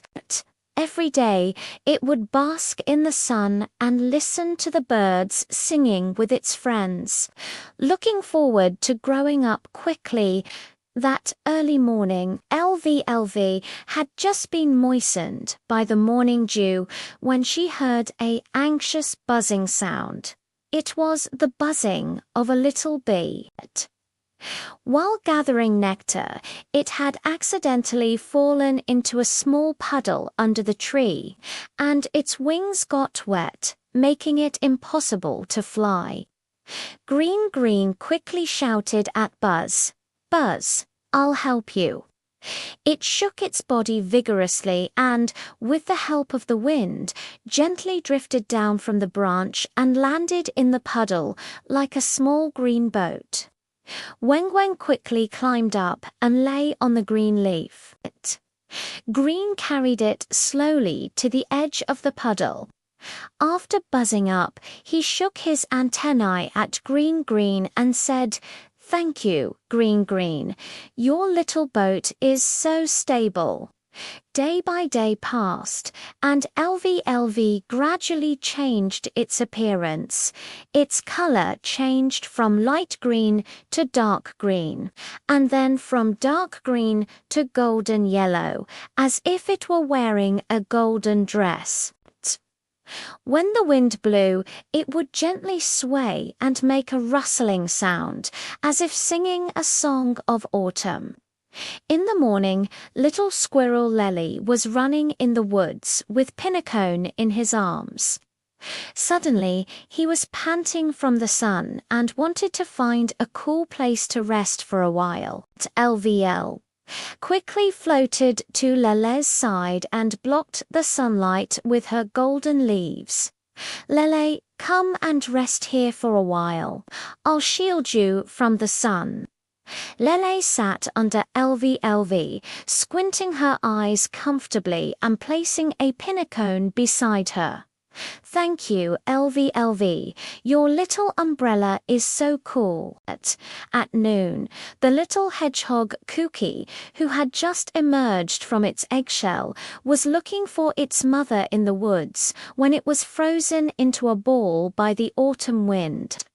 When LVLV saw this, she quickly floated to Kiwi's side and gently covered it, like a warm little quilt. Cookie was wrapped in LVLV and gradually stopped shivering. She gently touched LVLV and said, "Thank you, LVLV. Your quilt is so warm." In the afternoon, the autumn wind grew stronger and stronger. LVLV knew that she was about to leave the big tree. It took one last look at the big locust tree and then followed the wind, slowly drifting away into the distance. It drifted across the brook and saw the little ants crossing the river by stepping on the fallen leaves. Drifting across the grass, I saw children picking up leaves to make bookmarks. Drifting across the garden, I saw the butterflies resting on the leaves. LVL suddenly felt that her life was truly meaningful, singing with birds in spring, helping bees cross the river in summer, providing shade for squirrels, and serving as a quilt for hedgehogs in autumn. It was much happier than staying on the branches all the time. In the evening, the setting sun dyed the woods orange.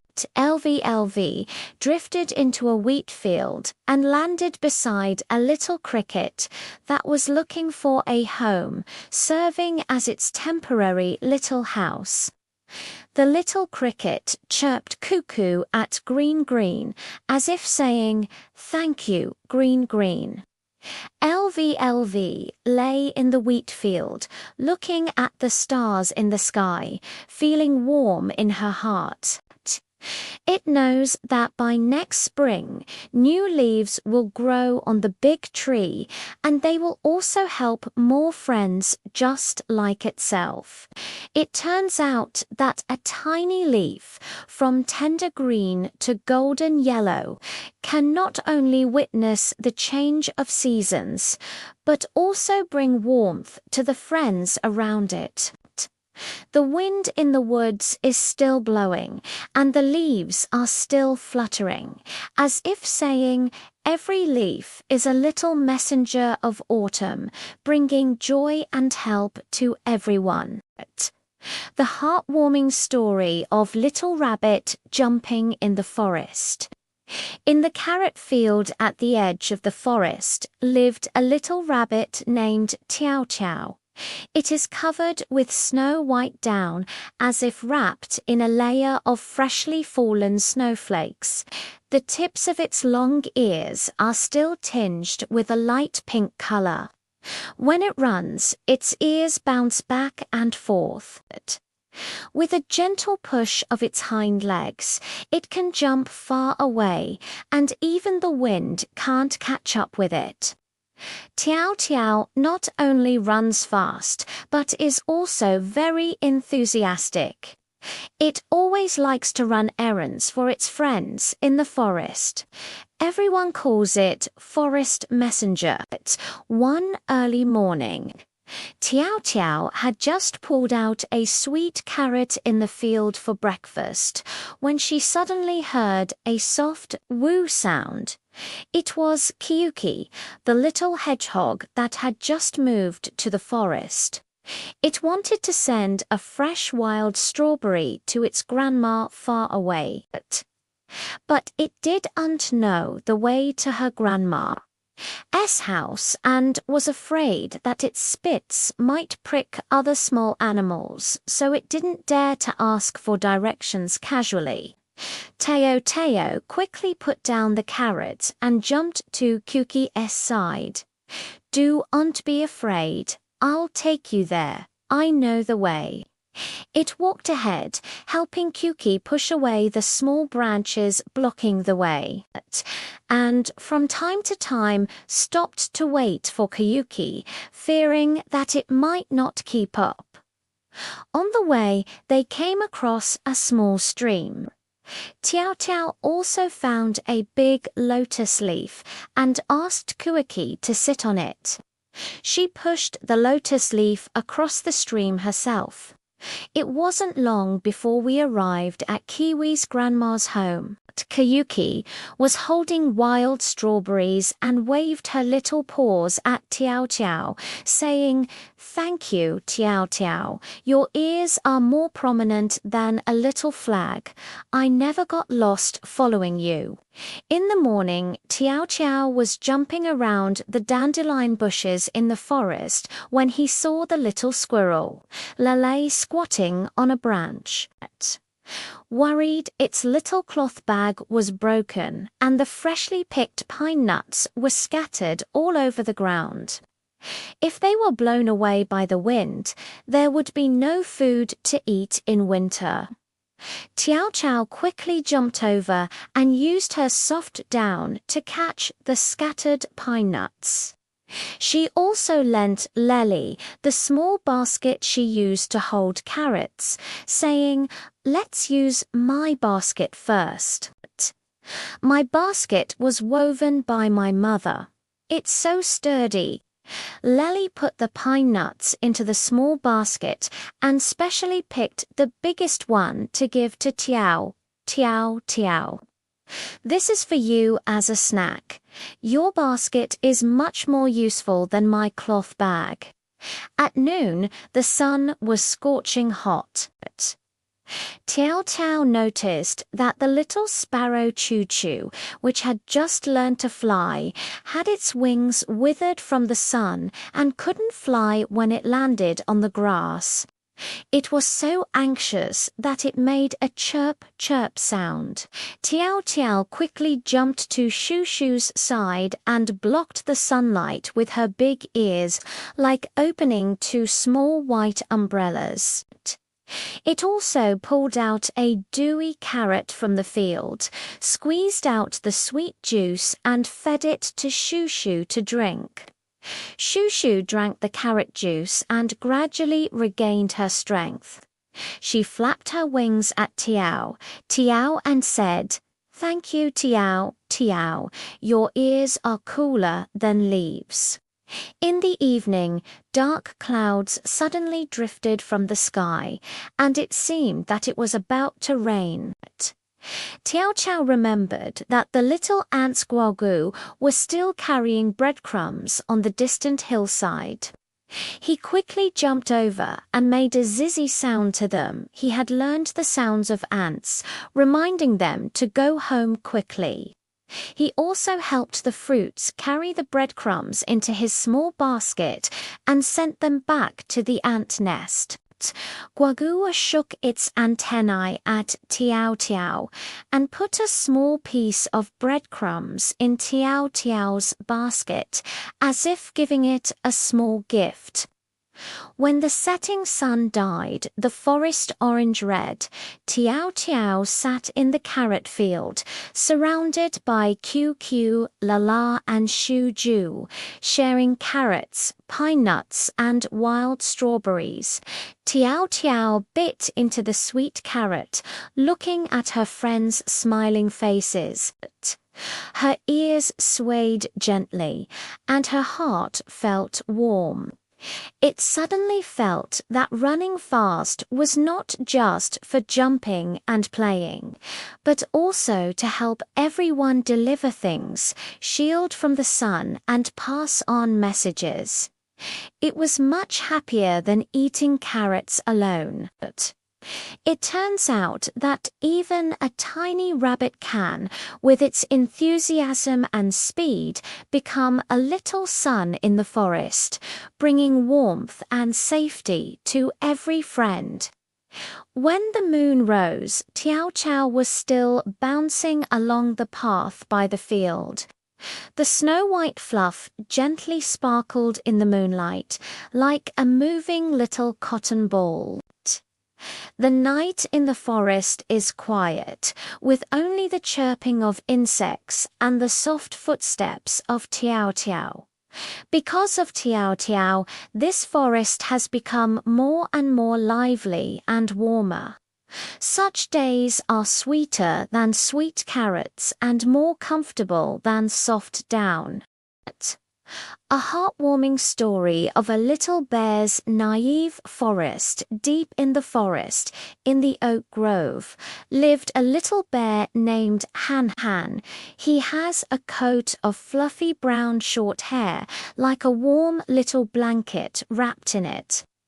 His round belly wobbles gently when he walks. The most powerful part is his two thick little paws, which can easily pick up big pieces of wood. But his personality is as gentle as cotton candy. All the friends in the forest like to play with him. One early morning, Han Han was sitting on a stone with a honey pot in his arms, having breakfast. Suddenly, he heard the anxious whoosh-whoosh sound. It was the little squirrel Lely. It was going to the other side of the river to pick pinnacone nuts. But the heavy rain last night had broken the small wooden bridge, and the rapid river made it dare not approach. Han Han quickly put down the honey jar, patted his chest, and said, "Lely, don't be afraid. I'll help you." He ran into the woods, hugged a thick round log with his paws, carried it steadily to the riverbank, placed the log horizontally on both banks of the river, and built a new wooden bridge. Lele stepped across the river on the solid wood and waved his paw at Han Han, saying, "Thank you, Han Han. You are so strong." In the morning, Han Han was taking a walk in the woods when he saw Grandma Rabbit squatting beside the carrot field and sighing the carrots. Grandma Rabbit planted were ripe, but the big carrots were too heavy for her to pull or carry home. Han Han immediately ran over. First, he gently scraped off the soil around the carrot with his paws, then carefully pulled it out. He also found a large lotus leaf and neatly placed the carrot on it, helping Grandma Rabbit take it home. Grandma Rabbit smiled and patted Hannon's head, handing him the freshly baked carrot cookies. Han Han is such a good kid. Come and taste Grandma's cooking. At noon, the sun was scorching hot. Han Han saw that the little hedgehog Kiyuki was suffering from heat stroke under the oak tree. He was so weak that even his spines hung down. Han Han quickly picked up Kuki and sent it to his cool tree hole. He also scooped a small spoonful of his cherished honey and mixed it with the cold spring water to feed Kuki. Kuki drank the sweet honey water and gradually regained her energy. She shook her little head at Han Han and said, "Han Han, your tree hole is so cool and the honey is so sweet." In the evening, the setting sun dyed the forest orange. Red Han Han was sitting at the tree entrance, surrounded by Lele, Grandma Rabbit, and Cookie. They were sharing pine cones, carrot cookies, and honey. Munching on the cookies, looking at the smiling faces of his friends. He felt warm in his stomach and sweet in his heart. Suddenly, he felt that his strength was not only used to carry wood and hold honey jars, but also to help everyone solve problems. It was much happier than eating honey alone. It turns out that a naive little bear can also become a little sun in the forest with its own strength and tenderness, bringing warmth and a sense of security to every friend. When the moon rose, Han Han was still counting stars with his friends. His fluffy body became everyone's little cushion. The days in the forest became sweeter than honey and warmer than tree holes because of Han Han. Little Bear Tuon Chuan's heartwarming forest story. Deep in the forest, in an oak house lived a little bear, and everyone called him Tuon Chuan. He has a coat of brownish down, like a layer of sun-dried cotton wrapped around it. His round belly feels soft to the touch. Although his claws look big, they are particularly flexible. They can both hold the round honey jar and gently comb the feathers of the little bird. At first, the little animals were afraid of his big size. Later, they found that Tuan Chuan had a heart sweeter than honey hidden in his arms.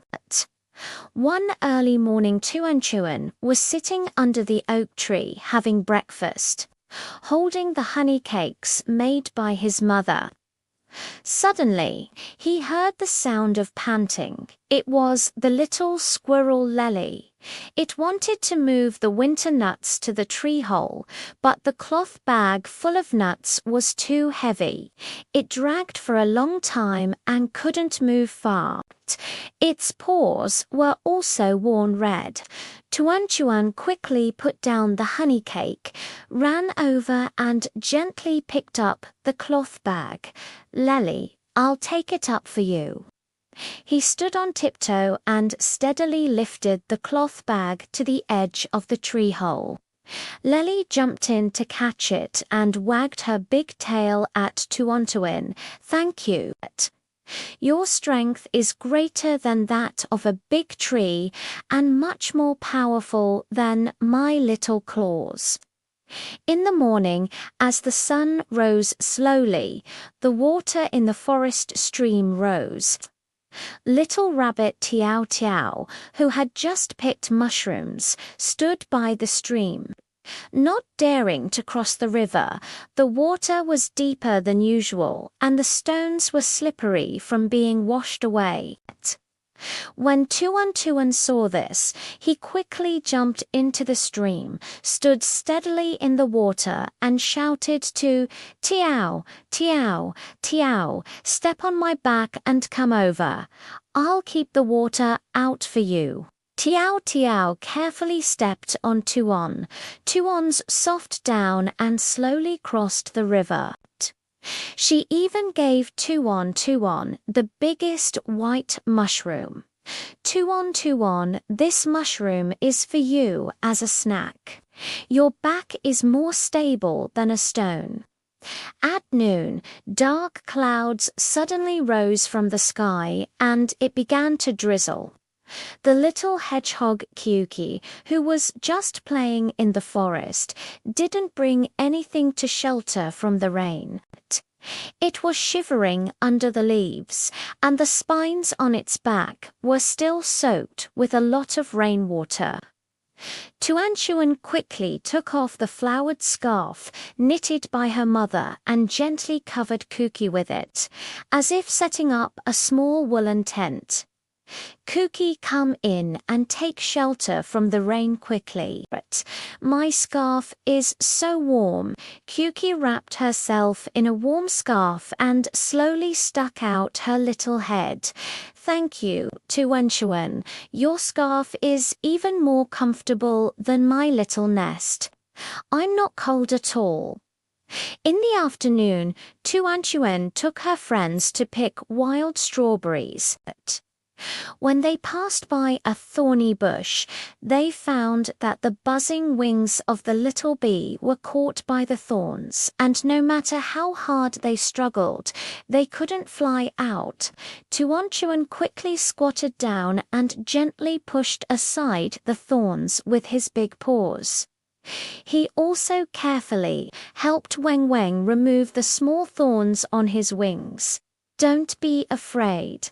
I'll do it gently and won't hurt you. After being saved, Weng Weng waved his antennae at Tuanchuan and, along with his friends, collected a big handful of sweet nectar as a gift for Tuanchuan. This is our sweetest nectar. Thank you for helping me.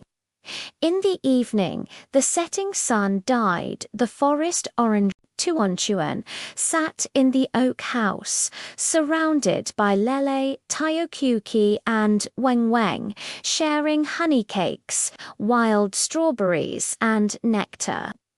Tuanchuan bit into the sweet honey cake, looking at the smiling faces of her friends. There were still a few small strawberry flowers on the fluff, and her heart felt warm. Suddenly, he felt that his big stature and great strength were not only for carrying things, but also for helping everyone cross rivers, shield from the rain, and save friends. It was much happier than eating honey alone. It turns out that a strong little bear can also become a little sun in the forest with its own tenderness and enthusiasm, bringing warmth and safety to every friend. When the moon rose, Tuanchuan was still telling his friends the stories his mother had taught him. His voice was soft, like the wind blowing through oak leaves. The oak house was quiet, with only the laughter of the friends and the sweet fragrance of honey. Because of Tuanchuan, this forest became more and more lively and warmer. Such days were sweeter than sweet honey and more comfortable than soft down. The shining and heartwarming memory of the little silver ring mother has a small silver ring with a tiny rose engraved on it. When the sunlight shines on it, the silver glitters and looks particularly beautiful. Every day when my mother cooks and does housework, the little silver ring gently swings on her fingertips, as if greeting the dishes in the kitchen and the flowers and plants on the balcony. But that day, when my mother was watering the flowers in the garden, her finger slipped and the little silver ring dropped into the grass and rolled under a clover leaf. Zhao Yingyi had just steadied himself when he heard a buzzing sound of anxiety. It was the buzzing of a little bee. While gathering nectar, it had accidentally rubbed off the pollen on its antennae and couldn't see the way home clearly. It was pacing around in the grass. Little Silver Ring hurriedly shouted, "Buzz, come and see me." It held its silvery surface towards the sun, reflecting a tiny ray of light that shone precisely in the direction of the beehive. Buzzing followed the light and immediately found its way home. It waved its antennae at the little silver ring and said, "Thank you, little silver ring. Your light is as bright as a small street lamp." In the morning, a gentle breeze blew, carrying the small silver ring onto the stone table in the garden. A little ladybug crawled over and sighed at the dewdrops on the stone table. It wanted to send a patterned leaf as a gift to its good friend far away, but the patterns on the leaf were always wetted by the dew and couldn't be seen clearly. Little Silver Ring quickly rolled to Dion's side and said, "Use my surface as a little mirror. It can help you dry the leaves." Dion placed the leaf on the small silver ring. The cold surface of the ring quickly absorbed the dew, and the patterns on the leaf became very clear. Dion happily flew away with the leaf in her mouth, leaving a shiny dewdrop on the small silver ring, as if she had put a little gem on it. At noon, the little sister of the neighbor Duoduo came to the garden to play. She wanted to make a beautiful hair accessory for the doll, but she couldn't find anything nice after searching for a long time. Duoduo was squatting by the stone table when suddenly she saw the shiny little silver ring, and her eyes lit up at once. She gently picked up the small silver ring and found that the band could just fit on the doll's wrist, like a tiny bracelet. Duoduo held the doll and smiled at the little silver ring, saying, "You're so beautiful. The doll will surely like you."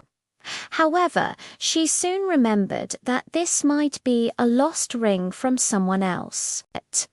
So she carefully placed the small silver ring in the center of the stone table and put a small flower beside it, waiting for the owner to come and take it. In the afternoon, Mum came to the garden to look for the small silver ring. From afar, she saw a silver light shining on the stone table and a small flower placed beside it. Mum walked over and happily picked up the small silver ring. Just then, Duoduo ran over and pointed at the ring, saying, "Auntie, did you lose this?" "It just helped me make a bracelet for the doll." Mum smiled and nodded, putting the small silver ring back on her hand. She also let Duoduo touch the rose on the ring circle and said, "Thank you for keeping an eye on it for me. This ring has also helped bees and ladybugs." On the way home, the little silver ring was stuck on my mother's fingertip, and my heart was filled with sweetness. It suddenly felt that, although it was just a small ring, being able to guide Weng serve as a mirror for Dion and make Duo happy was even more delightful than always wearing it on its hand.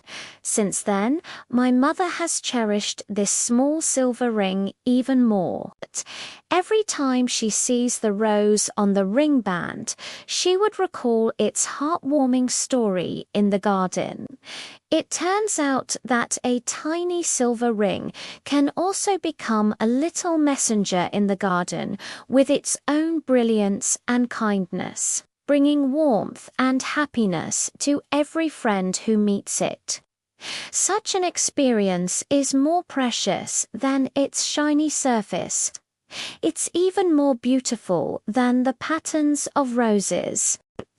A guardian of the tall coconut trees by the seaside by the golden sandy beach, there stands a tall coconut tree, which everyone calls Gao Gao.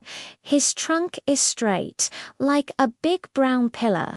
The branches and leaves above his head are wide and green, like a huge green umbrella spread out.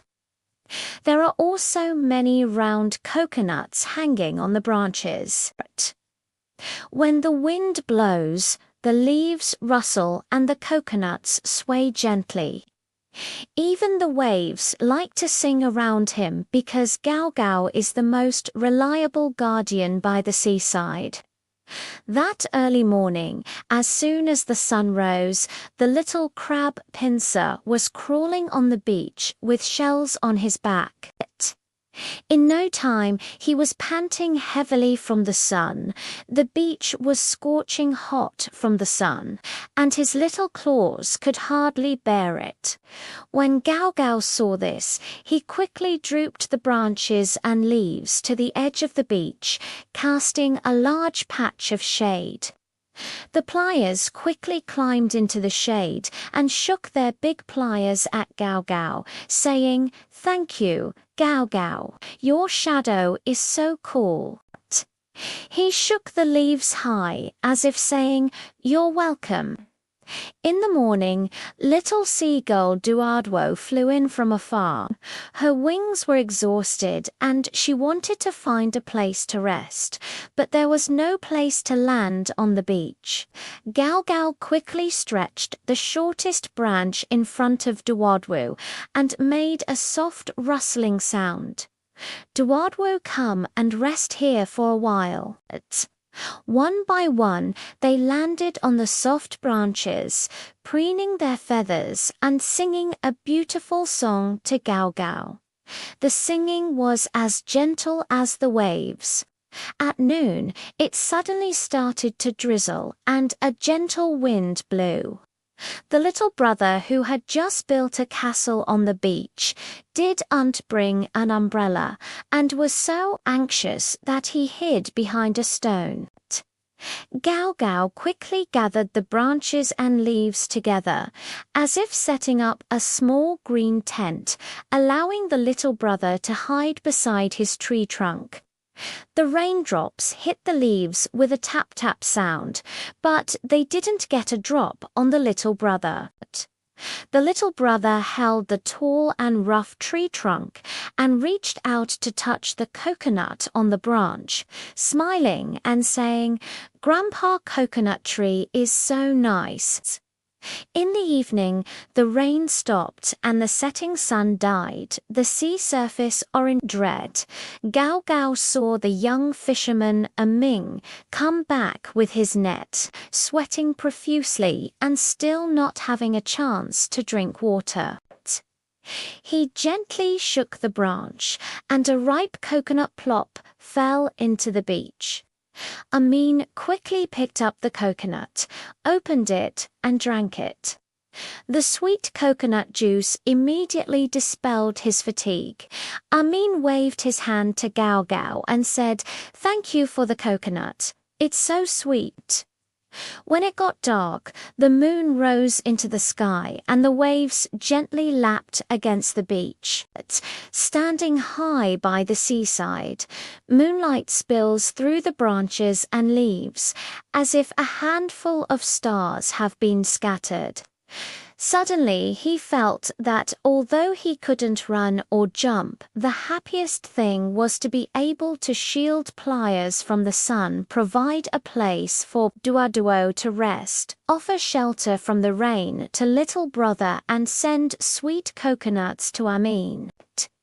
It turns out that a tall coconut tree can also become a guardian by the seaside through its own silent dedication, bringing warmth and coolness to everyone around it. The seaside at night is quiet, with only the rustling sound of tall branches and leaves, as if singing a gentle song to the sea and the beach. Such a seaside life is more beautiful than sweet coconut juice and warmer than the golden beach. A sweet record of the vineyard with bunches of purple grapes in Grandpa's vineyard. There are bunches of grapes hanging on the trellis. Among them, the most lively ones are the bunches. When they first grow, they are small green hard balls, like green beads tied to the vine, coated with a thin layer of white frost. Every day, they bask in the sun and drink dew together with the vine leaves, hoping to become sweet as soon as possible. That early morning truncheon had just been moistened by the morning dew and was shining brightly. Suddenly, it heard the anxious chirping of Gigi. It was the chirping of a little sparrow. It had flown out of its nest to look for water to drink, but all the small puddles in the garden had dried up. Thirsty, it kept pecking at its own feathers. Chuan Chuan quickly shook her body in front of Shoo Shoo, allowing the dew on the vine leaves to drip, drip onto the leaves in front of Shoo Shoo. She also leaned over the softest green grape and said, "Taste it quickly. There's sweet juice inside." Shoo Shoo pecked open the grape skin, sucked in the sweet juice, and flapped his wings at Chuan Chuan. "Thank you, Chuan Chuan. Your juice quenches thirst more than dew." Day by day passed, and the strings gradually changed their appearance. Their color changed from light green to light purple, and then from light purple to deep purple, as if they were dressed in a dress made of amethyst. They hung on the vine, swaying gently in the wind and giving off a sweet, fruity fragrance. Even passing butterflies couldn't help but land on the vine leaves, circling around to smell the scent. In the morning, little squirrel Lely passed by the grape trellis with Pinnacone in his arms. Suddenly, he was panting heavily under the sun. He wanted to find a cool place to rest for a while, but the stones around him were all scorching hot. Chuan Chuan quickly gathered the vines and leaves beside her and set up a green canopy around her. She shouted to Lely, "Lely, come and rest here for a while. My vine leaves are so cool." Lele climbed under the grape trellis and placed the Pinnacone on the vine beside Chuan Chuan. He squinted his eyes comfortably and said, "Chuan Chuan, your pergola is even more comfortable than my tree hole." At noon, Grandpa took his little granddaughter Yaya to the vineyard to play. Yaya ran for a while and was sweating all over, insisting on having something sweet to eat.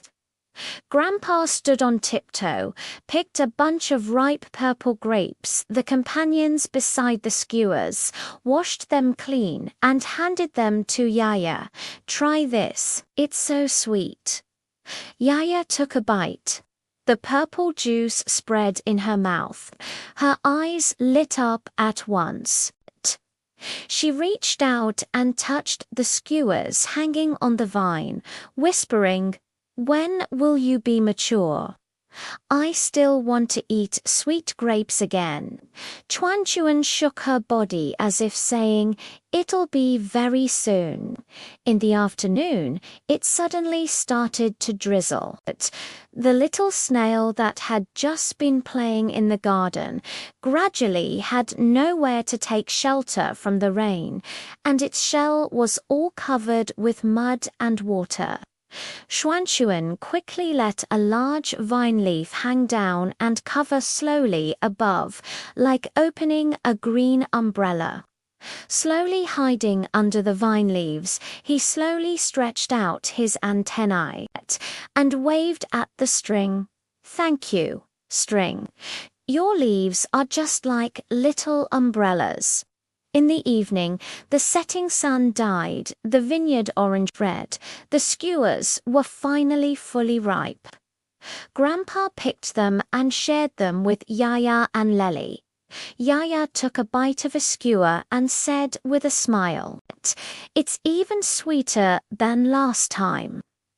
Although the skewers were eaten up, they weren't sad at all. They helped Shu Shu quench his thirst, served as a shade for Lele, and also shielded Man Man from the rain, leaving the sweetness and coolness in the vineyard.